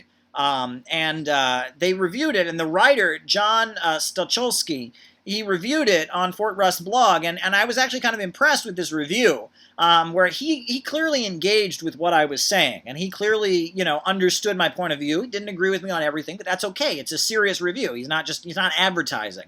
And Fort Russ News, this website, they did a pretty good review of this new book that I wrote. You can get it on Amazon.com. Check it out, and there you go. Good times here. Caleb, I would love to read your book if it was translated into Swedish, says Kamrat Samuel. Well, message me, Kamrat. Send me a message about it. I would be very happy to talk to you about translating the book into Swedish. What else is going on in the world today? Crazy times we've got going on here. We talked about all kinds of things happening in the world. Now, the oil markets. right? So we remember that the oil prices had dropped very dramatically under Barack Obama. The oil prices had just dramatically dropped, and now the oil prices are rising once again. They were at $80 a barrel, and we know that Saudi Arabia is actually being asked by Donald Trump to increase their oil production. He asked them on Twitter to increase their oil production to drop the prices once again. And that Donald Trump has a long history, interestingly, of paying close attention to the oil markets. Back in like 2008, before he'd ever even talked publicly about running for president, we actually saw Donald Trump give an interview to Fox Business where he was talking about how essentially he said that we need a president who will get that price down. We need a president who will call them up and get the price down. It's kind of amazing, and it kind of shows how international oil markets are carefully controlled, and that the oil price has a bigger impact on politics than you would think it does. A very, very important thing to point out here. People are asking me all kinds of crazy questions here. What do you think of collective ownership, says Daniel Uko. I think that is great. When people start worker cooperatives, it's great. You know, collectively owned businesses, you know, I think that's a great thing. However, I do think there's a difference between that and socialism, and a lot of people equate that with socialism. And socialism is an economy that doesn't function according to profits, and that, you know, I think worker co-ops are great. It's great for people to have a share in their business and the businesses that they work at. I think that's a great thing. But let's be real, worker co-ops do function according to the profit motive, right? And that they want to increase the amount that they all make, and they might have a competitor. You know, if you have a worker co-op that makes baskets, and there's some other worker co-op that makes baskets, you're going to try to outdo them. And there's going to be a profit motive. And that I think worker co-ops are a good thing. I'm not against them, but I don't think they're the antidote to capitalism. That the antidote to capitalism is ultimately a planned economy. But I think worker co-ops are definitely going to have a role in a socialist society, and they do. Most socialist societies have worker co-ops. The collective farms, which were kind of the innovation of the Stalin era, they were, in a lot of ways, these collective farms were worker co-ops. That's what they were. They sold the grain and the wheat to the state. That's how the collective farm system worked. And worker co-ops are a good thing. I know there's a valley in Spain where they've had worker co-ops. Mondragon, I believe it's called. There's a lot of worker co-op stuff going on in Latin America now, in Argentina and elsewhere. They've had a lot of success with these worker co-ops. Worker co-ops are a good thing. My only point of disagreement is I say that they're not the answer to capitalism. That's my difference. I think that people who say, well, the answer to capitalism is worker co-ops, it's part of the answer. But ultimately, we need an economy that is controlled by the state and by human reason. We need human reason and rational thinking to control the means of production. That's the difference between capitalism and socialism, and that just having worker co-ops does not negate the profit motive, and that worker co-ops very much function according to the profit motive. Everyone gets a share of the profits. That's good, right? You don't have that worker-boss relationship, but at the end of the day, it's still part of the capitalist system. Someone says, oh, wasn't here, so I didn't hear that. Ronnie Miller, do you see the current rise of automation causing the decrease of purchasing power for a majority of Americans? Absolutely. Why do you think household debt in the United States is where it's at? Why do you think that's the case? Why do you think the level of household debt in the United States is what it is? It's because people don't have the spending power that they once had. And people are encouraged, basically, to go out and spend money that they don't have so that the means of production can keep churning along and that they can keep making profits. And that's happening. And absolutely. That's why Middle America is in debt, largely. The capitalists want them to be in debt so they can keep buying the products. And you saw in the lead-up to the financial crisis of 2008, you saw Alan Greenspan legalizing all kinds of lending that hadn't been legal before, that was illegalized as predatory lending, mass deregulation. What was that about? Well, they needed the American people to keep spending, right? The housing bubble burst. Do we remember the housing bubble burst, right? Well, why did the housing bubble burst? It was basically Americans couldn't afford to buy homes the way that they once did. So all kinds of lending was legalized in order to keep Americans buying homes that they could not afford. And it was these predatory lending, these inflatable mortgages that they called them, were all legalized so that Americans would keep spending, right? There was a desperation in the housing market to keep people spending. And, you know, the housing bubble burst. That was a big factor in the financial crisis of 2008. But it's not over. One thing that we've seen, you can read about this in the Wall Street Journal and the Financial Times and other presses, is all across Middle America. You see these homes that were foreclosed. in places like Tennessee, Ohio, places like that, West Virginia, Kentucky. And instead of being repurchased by some American family, some corporation on Wall Street is buying these family homes, and they're now homes for rent. Homes for rent. It used to be middle American families owned their homes. Now middle American families are increasingly renting their homes from Wall Street corporations. And that home ownership, which was the basis for the wealth of the American people, which was the basis for kind of, the middle class of the American people, right? They owned their own home, they had their own lawn, they would mow it, they felt like they had their little piece of property. That's being largely eroded, and that the housing bubble bursting was an attempt to keep Americans buying homes, and the standard of living of Americans had decreased to the point that they couldn't afford to keep buying them, and that was the reality. But what's going on here? Social democracy is basically similar to a relationship a tick has with a dog. That's an interesting analysis, Tree. I don't quite understand. True socialism means the workers control the economy. And you're ultimately correct, Tree. Socialism means that the workers control the economy. It means that the banks, factories, and industries are functioning according to the benefit of society. I think there's room for small businesses in socialism, and there'll have to be. I don't think the government should control the restaurants. I don't think the government should control the hotels.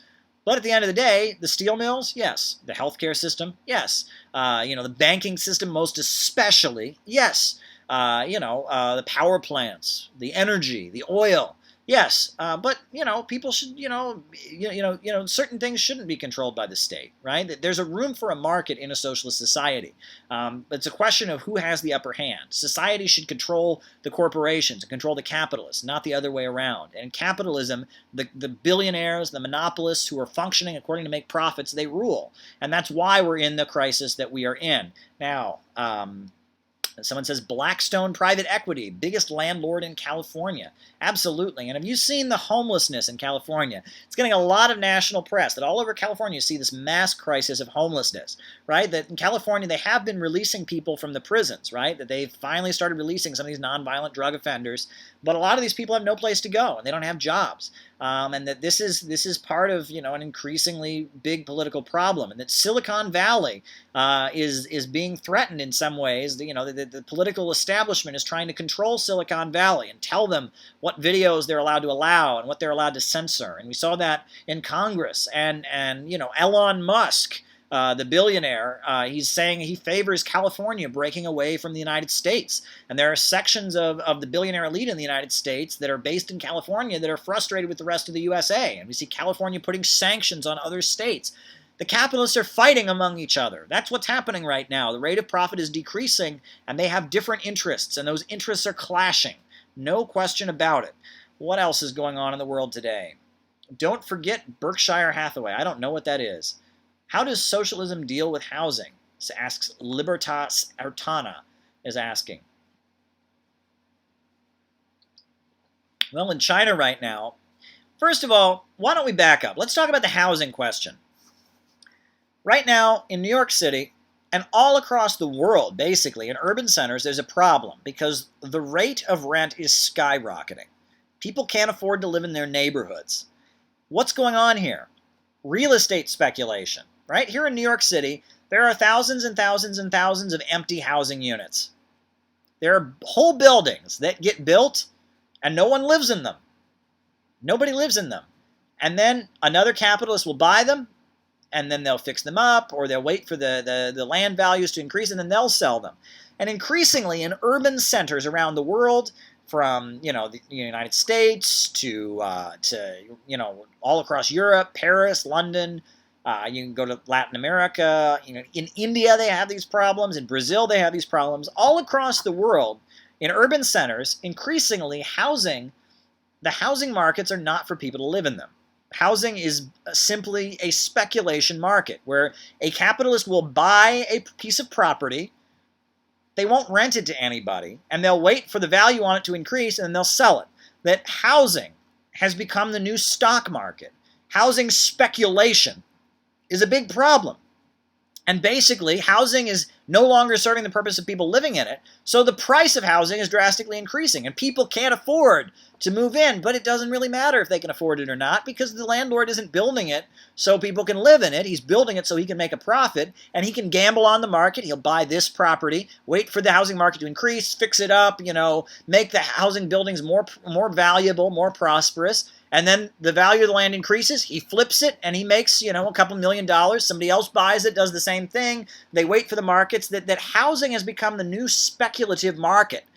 And that's why the price of housing in urban centers is drastically rising, because housing is no longer for people to live in it. Housing speculation is making it impossible for working people to live in urban areas. And that accompanies, by the way, in rural areas and in suburban areas, property values are drastically increasing.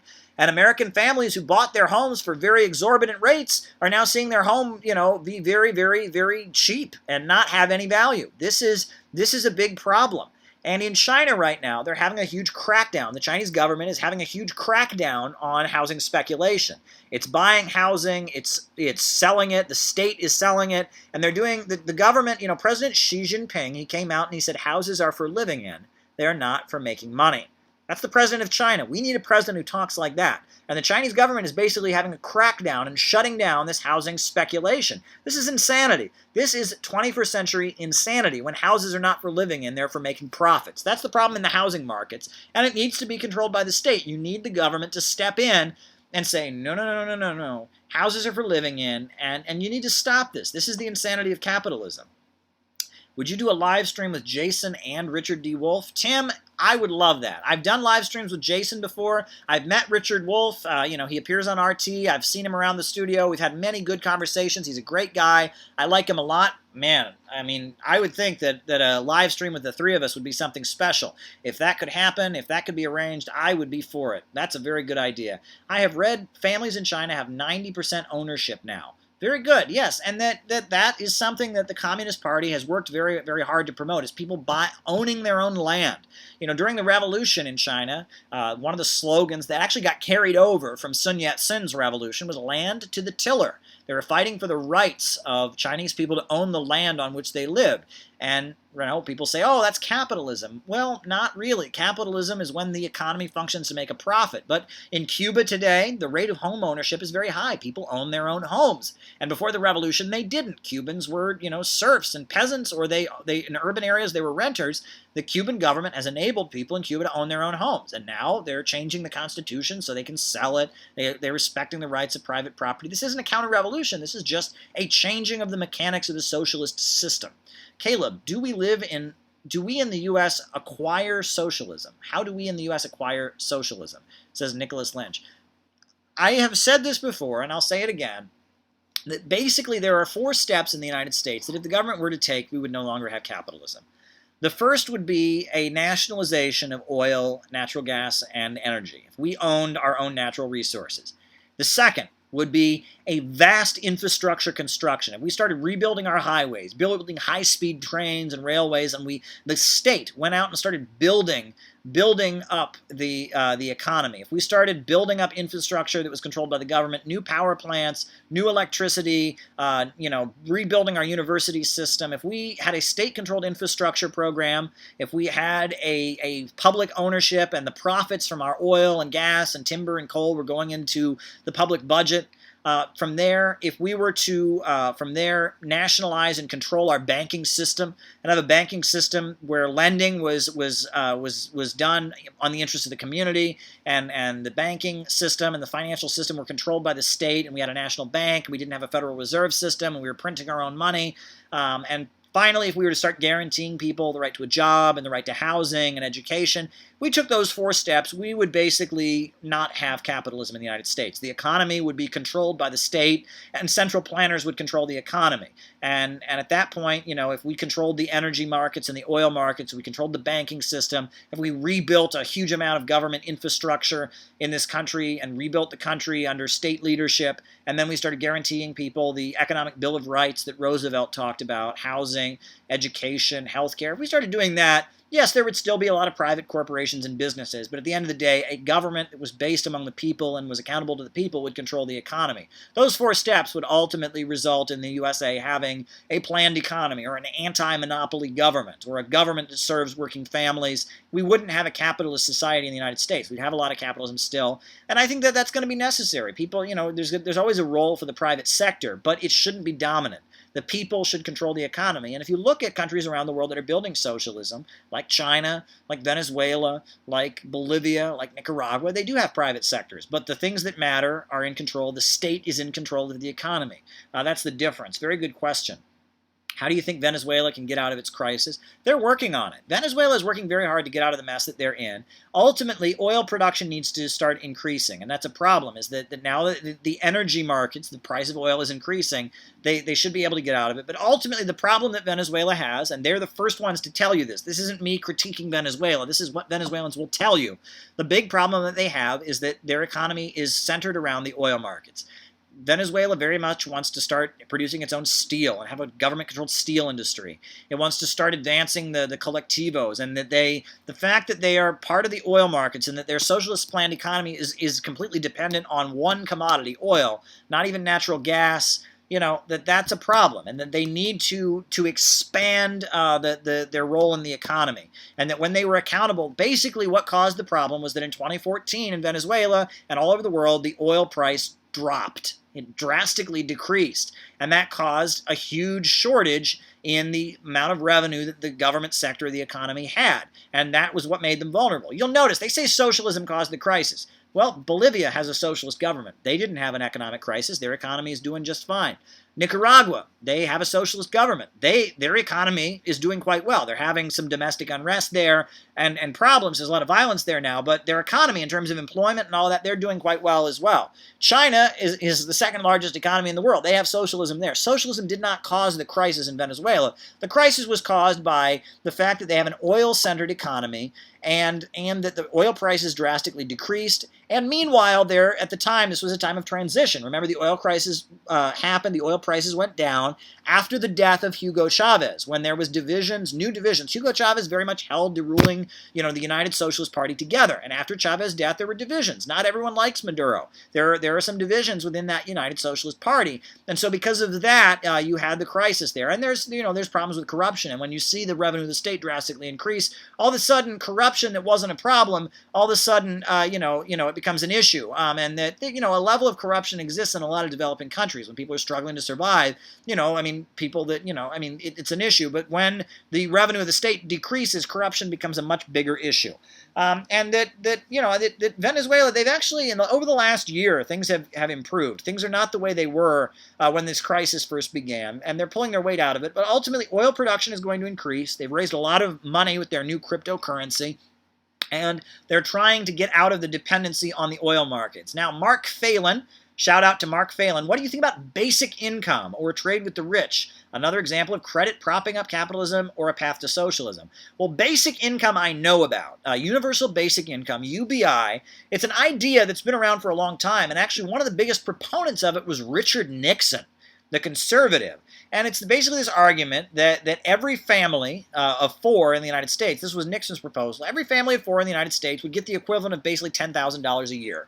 No questions asked. If you have 4 kids, or if there's a mother and a father and 2 kids, that they would get the equivalent of what would be like $25,000 in income at this point. The other idea is that basically universal basic income, everyone would get a check from the government for a small amount, so that there's a basic income that everyone has, and then they go out and work and they earn on top of that. There's a certain income level that you can have. And some countries have had that, like Norway, for example, had that for a long time. I think Sweden and other countries have had it. And it's largely successful. And the conservative response is, oh, well, no one would ever work then. No, that's not the case. People don't want to live at that level of employment. They want to work on top of that, but it gives them kind of a base with which to be on. Now, that's not socialism. The other thing, though, and this is where I have a question about it, right? So I've seen different proposals around universal basic income. And one of the proposals that I've seen comes from the guy who wrote The Bell Curve. Right? This is a very right-wing thinker in the United States. This racist book, The Bell Curve, very famous from the 80s. He was advocating universal basic income, but he was saying, look, we'll have universal basic income, and then we'll get rid of food stamps, and we'll get rid of aid to dependent families. We'll get rid of the Department of Labor and unemployment insurance. We'll get rid of all the social programs, but everyone gets a bank deposit for a certain amount of money every month, and it's this great austerity measure. Think about it, right? And that's one proposal, right? That, oh, we can get rid of all these good-paying government jobs. Government workers make very good money, and they spend lots of money. They get that money and they spend it. And government employees in the Department of Labor and in the the Department of Agriculture and the Department of Human Services, those government employees make good money. If you eliminate all their jobs, but then and then so no one can get food stamps, right? No one gets Section 8 on their rent. No one gets no one aid to independent families or whatever. Everyone just gets this bank deposit, right? It's a way to save money, but at the end of the day, it'll actually hurt the economy because you'll be getting rid of all these government jobs. And that's why some proponents of austerity have seen it as a clever austerity measure. But that's not what everyone means by universal basic income. And I think that the important thing about universal basic income is that the folks that say, oh, we can't have universal basic income because no one will ever work again, that's ridiculous. That's just completely ridiculous. Mark Phelan says, hey, right on, the devil is in the details. And that's true. I mean, when Nixon proposed it, he wasn't proposing to get rid of all the government workers. He was just saying it was a good idea to just provide it to every family of four. You know, it's very interesting. You know, Richard Nixon comes up a lot. And I've learned a lot because right now we're watching all the left and the liberals kind of rally against Donald Trump and call to get rid of Donald Trump.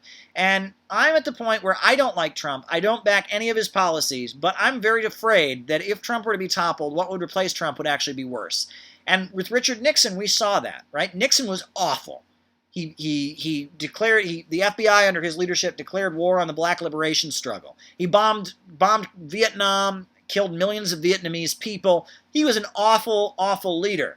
But what else did he do? He kicked Milton Friedman out of the White House. And he was happy to unleash Milton Friedman on Chile, but he said, we're all Keynesians now. He created the EPA, the Environmental Protection Agency. He created OSHA, the Office of Health and Safety, the Workplace Protection Agency. He was a defender of the Teamsters, and he actually freed Jimmy Hoffa, a well-known militant labor leader. He freed him. He let him out of prison. And, that because Nixon was kind of a strongman Bonapartist, right? That he needed to kind of protect this Archie Bunker base, right? Archie Bunker. It was a TV show that was very popular, during Nixon's presidency, and it was making fun of Nixon's supporters. And the character who played Nixon's supporters, this racist construction worker guy, Archie Bunker, and he's a racist, and the whole show is kind of making fun of Archie Bunker. And, oh, Archie Bunker, he's a big racist, he's stupid, and Archie Bunker's son-in-law, who's kind of a hippie new left protester, is constantly arguing with him, and Archie Bunker is racist and says awful things about different races and different ethnic groups, and it's kind of the show was attacking attacking Nixon's supporters. But if you watched it, what was interesting is that, there's one clip on the Archie Bunker show where actually, Archie Bunker is yelling at this young New Left activist character, Meathead, right? I believe is his name. The character is Meathead, right? And Archie Bunker is yelling at him, oh, you violent demonstrations, how can you be violent at your demonstrations? And then Archie Bunker's wife says to him, well, you were violent on the picket lines, right? You were violent. You were bashing people's heads in, right? And she points out that Archie Bunker, when he was a labor activist, was also using militant tactics, right? And that's supposed to be his hypocrisy. But what's interesting is, that's the shift. That basically under the Nixon presidency, the New Left decided that middle America, these, construction workers, factory workers, white middle Americans were their enemies, right? That these people were bought off. They were labor aristocracy. They were the enemy, and that the New Left was for the third world, and it wanted middle America to just, check its privilege, and it was a complete departure, and that the New Left, they very much were key in bringing down Nixon, seeing him as a right-winger, as a bomber of Vietnam, and they brought him down, and he was replaced with Gerald Ford, another Republican who replaced him, and what was one of the first things that Gerald Ford did was bring Ayn Rand and her protege, Alan Greenspan, into the White House. And at the same time, the Ford Foundation and all these big Wall Street foundations were funding people to protest against Richard Nixon. At the same time, they were also funding people to promote the lectures of Ayn Rand, and they were sending Milton Friedman to Chile to carry out his experiments with neoliberalism. And that, in a way, because Nixon was this right-wing Bonapartist strongman, he did things that no other president could do in terms of economic reforms. He ended the draft. He lowered the voting age to 18. He was right-wing, he was awful, but he was strong, and he maintained this base. And that Wall Street basically saw Nixon as a barrier to neoliberalism. And that he was a bit of a protectionist. He did his Nixon shocks, and he was right-wing, but he was kind of a right-wing Bonapartist strongman. And that bringing him down didn't lead to socialism. It didn't lead to some kind of revolution. It actually led to the rise of neoliberalism and deindustrialization. And that bringing down Nixon, Wall Street's efforts to bring down Nixon, in which the left went along with it because Nixon was racist and sexist and militaristic, the left went along with bringing down Nixon, and it ultimately strengthened Wall Street imperialism. And that bringing down Richard Nixon was ultimately not good for America's working families. It wasn't. It wasn't. And you could see that if you watched All in the Family. That was the message, is that these hardworking American labor aristocrats, labor aristocracy, that are making their hard wages, they're the enemy. And that we want social justice, right? We want to be less racist and all of that, but we also don't want them, these Archie Bunker types that are violent on the picket line and fighting for workers' rights. We don't want them anymore. And this labor aristocracy, this layer of well-paid workers in the Western countries, it has to go. And that they're the target. And that, you had SDS and the New Left and the weather people, Bernardine Dohrn, Bill Ayers, a lot of those folks actually openly stated it. They called the Archie Bunker types, the American working class, they called them pigs. They said that they were the enemy, and that they were the allies of imperialism. And this kind of far left, anti-working class in the United States measures ultimately strengthened global imperialism. And that the same groups that were promoting New Left protests against Richard Nixon, the Ford Foundation, the Rockefeller think tanks, George McBundy, those same groups were funding Ayn Rand and neoliberalism, and they almost didn't see it as contradictory. They played the role of breaking down and destroying the American middle class, and that Nixon was such a right-winger, and that he was trying to do things to strengthen his own power and assert his own power, and in order to do that, he had to do things that were against Wall Street's interests, and ultimately they brought him down.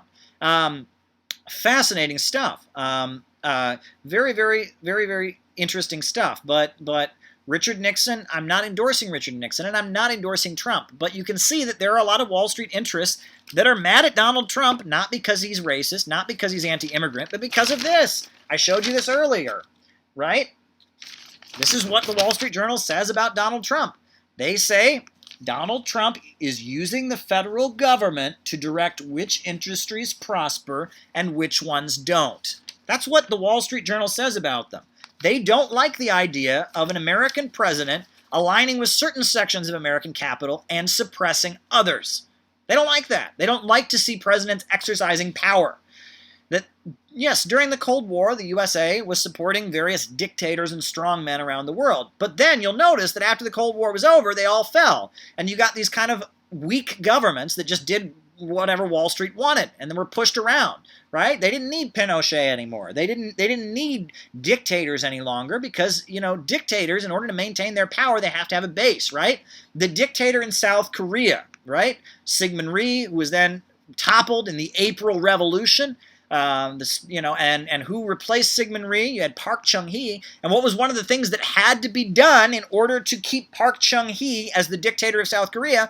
The Kennedy administration, they got Japan to pay for the building of a government-controlled steel industry in South Korea, POSCO, right? And so in order for Park Chung-hee to not, be toppled like Syngman Rhee was by protests and uprising, he had to raise the standard of South Korea, and he had to stratify South Korean society and create a layer of well-paid steel workers in the urban areas in South Korea in order to maintain his rule. And that's the thing about these strongmen dictator types, is they have to take care of somebody. They have to have a strata they protect. Now, Syngman Rhee, Park Chung-hee especially, was very, very brutal. I mean, they killed lots of student protesters. The programs, you can read about this awful program they had in South Korea where they were basically rounding up orphan children and working them to death in concentration camps. People always want to talk about North Korea. Look at some of the atrocious things that happened in South Korea during the Cold War. Park Chung-hee, was a brutal, brutal dictator. He did awful things, but in order to maintain his rule, the Kennedy administration had to help him set up a government-controlled steel industry and create a kind of a middle class in South Korea. They did the same thing in Chile, right? In the 60s. You know, Chile, their miners, the coal miners and the copper miners in Chile, they started making a decent level of income, right? Because they didn't want to have a communist revolution, so they had to, if you're going to have a strongman government that's going to be brutally suppressing people, in order for it to not be toppled, you have to create a strata that benefits from it. And basically, the rise of neoliberalism as the Soviet Union was falling and becoming weaker, and ultimately after the fall of the Soviet Union, was basically they were getting rid of all these strongmen governments because they didn't need them anymore. And strongman governments are expensive because they have to maintain a strata, a layer of people that they're keeping happy, that'll have their back as they still around suppressing other people. That's one of the necessary things. So after the Cold War, you saw the fall of all these U.S.-backed dictator regimes. And Nixon, you know, was a strong man. He was never really a dictator. People didn't go to prison for disagreeing with him. But, you know, I mean, he was brutal to the black liberation struggle. He suppressed them very, very violently. He suppressed Students for a Democratic Society. And he did very dramatic moves that a lot of American capitalists didn't like. He recognized China. He opened trade with China, right? His own party, the John Birch Society, was against it and was protesting against it and said he was a communist, right? He created the Environmental Protection Agency, lowered the voting age. He escalated the Vietnam War with his bombing campaign, killing people, expanding the bombing to Cambodia. And then when that didn't work, he pulled out of Vietnam. He surrendered. You know, Richard Nixon did things that a lot of American capitalists didn't like. He was a bonapartist trying to maintain capitalism and end the crisis. That's what Richard Nixon was. And because of that, he was brought down. And that's what folks don't understand. And that Trump is a threat to certain sections of American capital because Trump is trying to exercise a level of bonapartist power and strength. And Trump is a lot like Nixon. And that the forces that would like to get rid of Trump, you know, one of the main things is that they don't like the idea of Trump possibly restoring relations with Russia. That scares them. That scares them a lot, right? Because ultimately, Wall Street imperialism needs a confrontation with Russia. They want a monopoly on the international markets. And they also want a confrontation with China.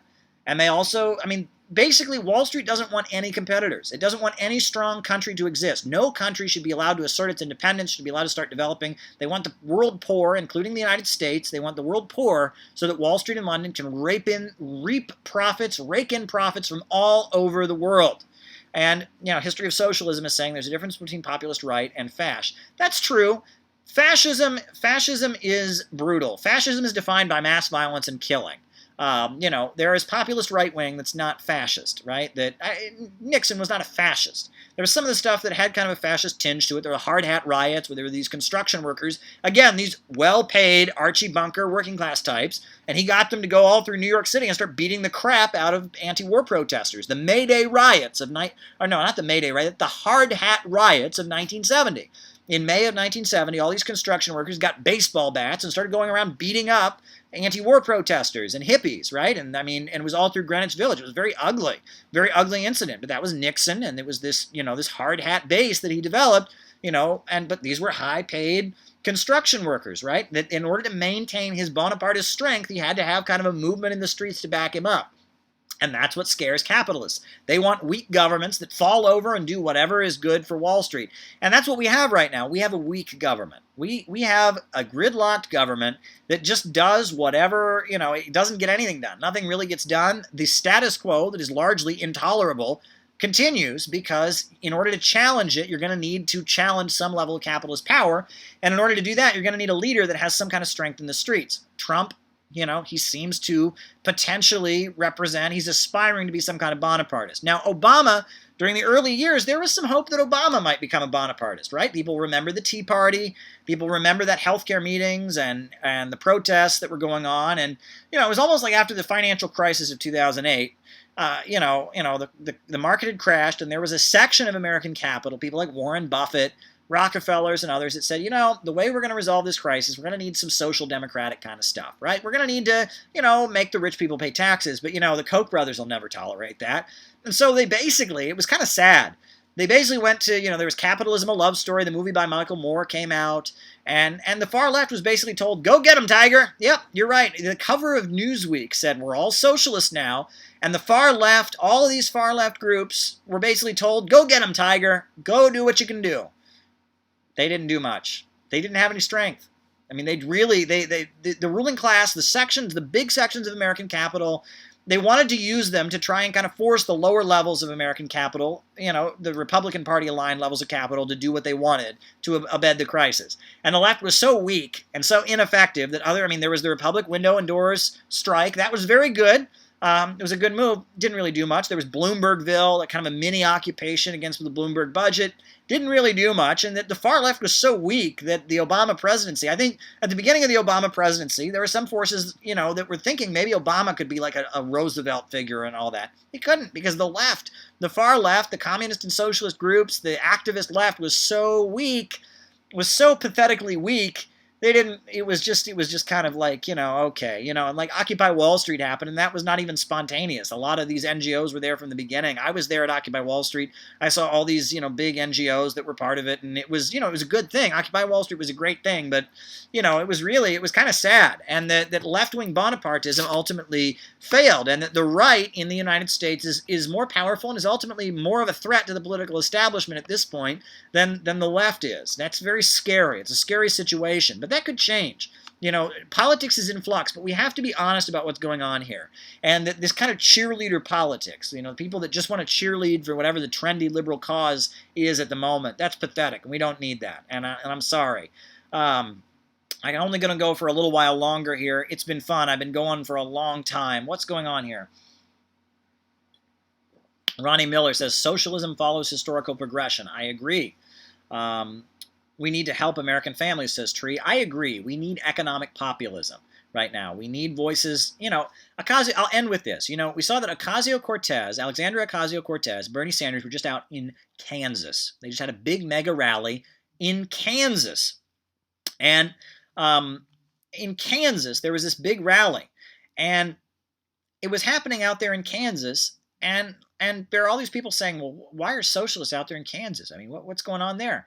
Well, let's remember that Kansas used to be a center of the socialist movement in the United States. Earl Browder, the big Communist Party guy, his nickname was the man from Kansas. James Cannon, that Trotskyist book I was waving around a minute ago.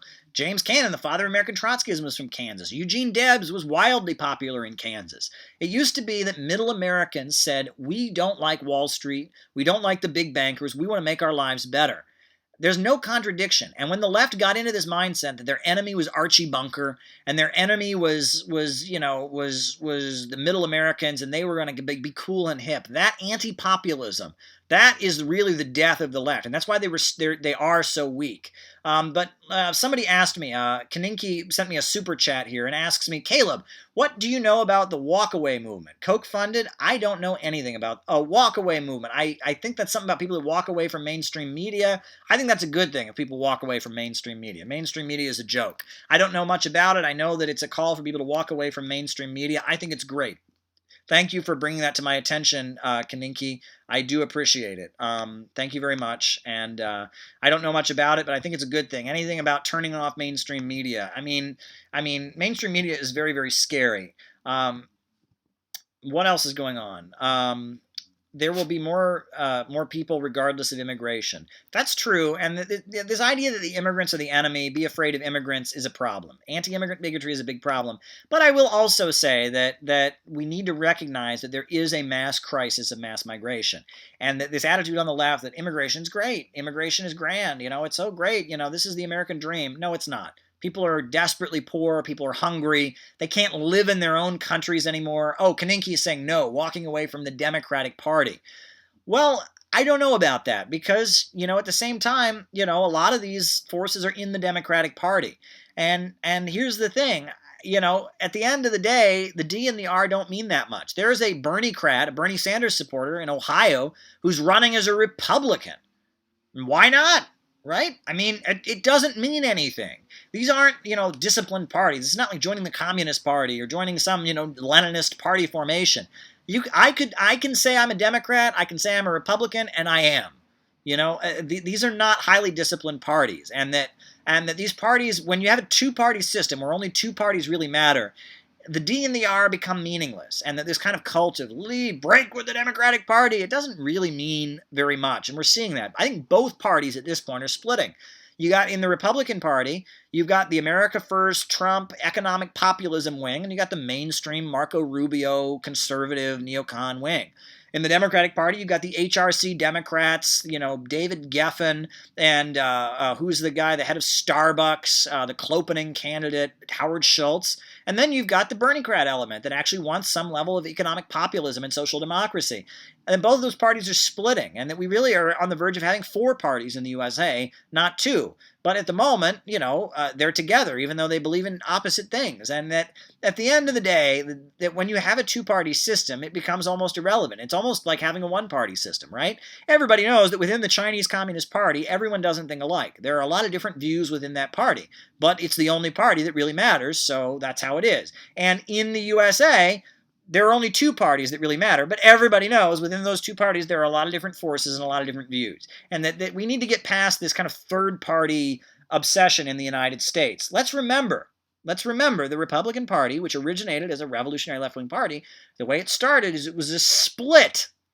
It was a split from another party, another big party, the Whigs. There was the Democratic Party, the party of Tammany Hall and Thomas Jefferson, and that party, the opposition party was the Whigs, and they split over the question of abolitionism and slavery. And the Republicans were formed. There was first the Free Soiler Party, which was much more radical and abolitionist party, and eventually the Free Soilers, or the Radical Democratic Party they were called, and eventually you had the Republican Party emerging from within the other party.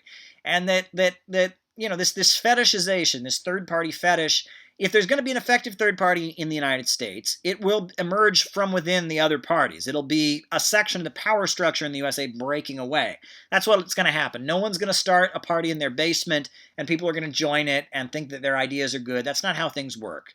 That generally, look, the reason, if you look at the history, even like radical history in the United States, Students for a Democratic Society, the big leftist group in the 60s, it was set up by the Democratic Party. It was set up by the United Auto Workers, which was a Democratic Party union. UAW started funding to the tune of millions of dollars a youth group called Students for Industrial Democracy, and eventually it became Students for a Democratic Society. The Civil Rights Movement, right? There had always been a resistance among African Americans. The Communist Party had been fighting for civil rights, but a strategic decision was made during the Cold War, specifically after the killing of Emmett Till, that the sections of the Democratic Party wanted to support it, and Walter Reuther and the UAW and the forces that eventually became Democratic Socialists of America got permission by the Democratic Party, got millions of dollars in funding to start doing the Montgomery bus boycott and to start really giving an emphasis to the resistance among the black community.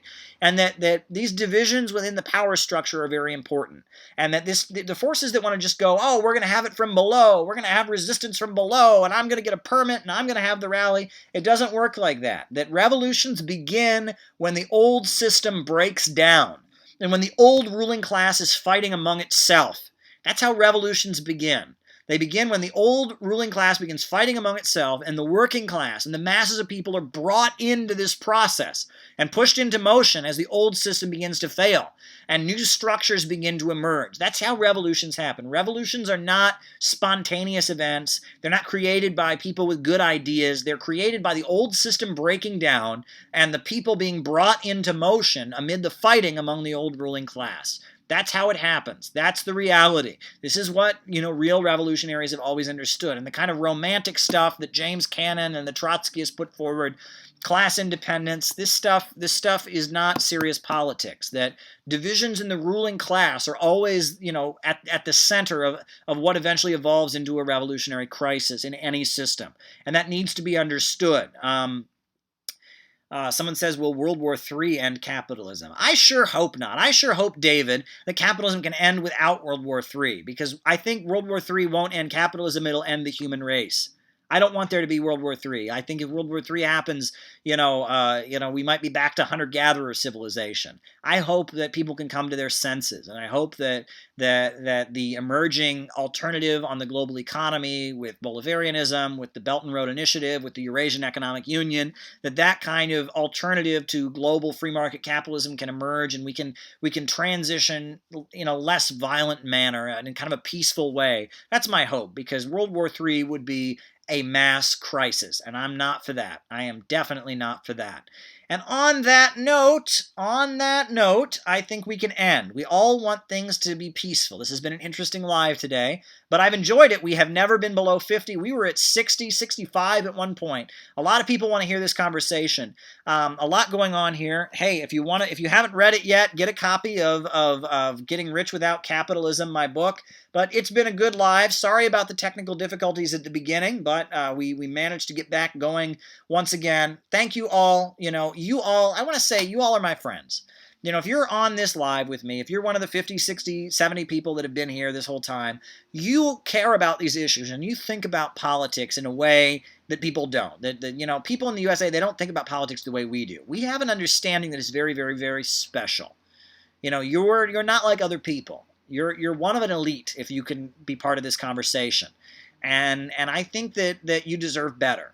You deserve better than being in some communist leftist group that's going to take advantage of you, and or being kind of ignored by society. If you're one of the people that actually wants to change the world and wants to engage on this kind of level that we're having here, where we're actually talking about what's actually going on beneath the surface, where we talk about how the left was duped into bringing down Nixon and making things worse, where we talk about how the forces that want to bring down Trump, and we talk about why the USA really hates Russia and the economic forces. This is a high-level conversation that we're having here. And if you're capable of having this conversation, you're special. Let's admit it. Most people are not like you. Most people are not like you. And you shouldn't be wasted. You have a level of intellect that most people do not have, right? I'm being honest here. I'm not just trying to butter you up because you're listening to my live. You're on a different level if you are part of this conversation. You can't let that go to waste. You need to be in touch with me. You need to be part of what's happening here, because we are in for some hard times. Things are getting rocky. It's a scary time in the United States of America. Something is rotten in the state of Denmark. I'm rereading Hamlet, by the way, by Shakespeare. Something is rotten in the state of Denmark, and we all are worried about the future of our country, and that America's working families are facing a level of hardship they haven't seen before. And only people who really understand what's going on, people like you and I, understand the economic forces, understand the class forces and what's really happening, only people like you and I are ultimately going to be pointing toward a way out. So I hope that those of you that are part of this conversation won't just leave it at this, won't just be mere spectators. Get in touch with me. Be part of the conversation. Be part of figuring out how we can get out of this mess. I love my country. I love the whole human race, but I love my country. I love my American people. I'm disappointed in the racism and the national chauvinism. But I love my people. I love the people in the United States of America. We need to get out of this mess. We need to get out of this mess. And we're not going to get out of this mess easy. We have billionaires and monopolists battling for each other. We're in the middle of a civilization crisis. You and me, we need to figure out what we can do to get the United States out of this mess and build a new America where the banks, factories, and industries function for the benefit of society, not the profits of the rich.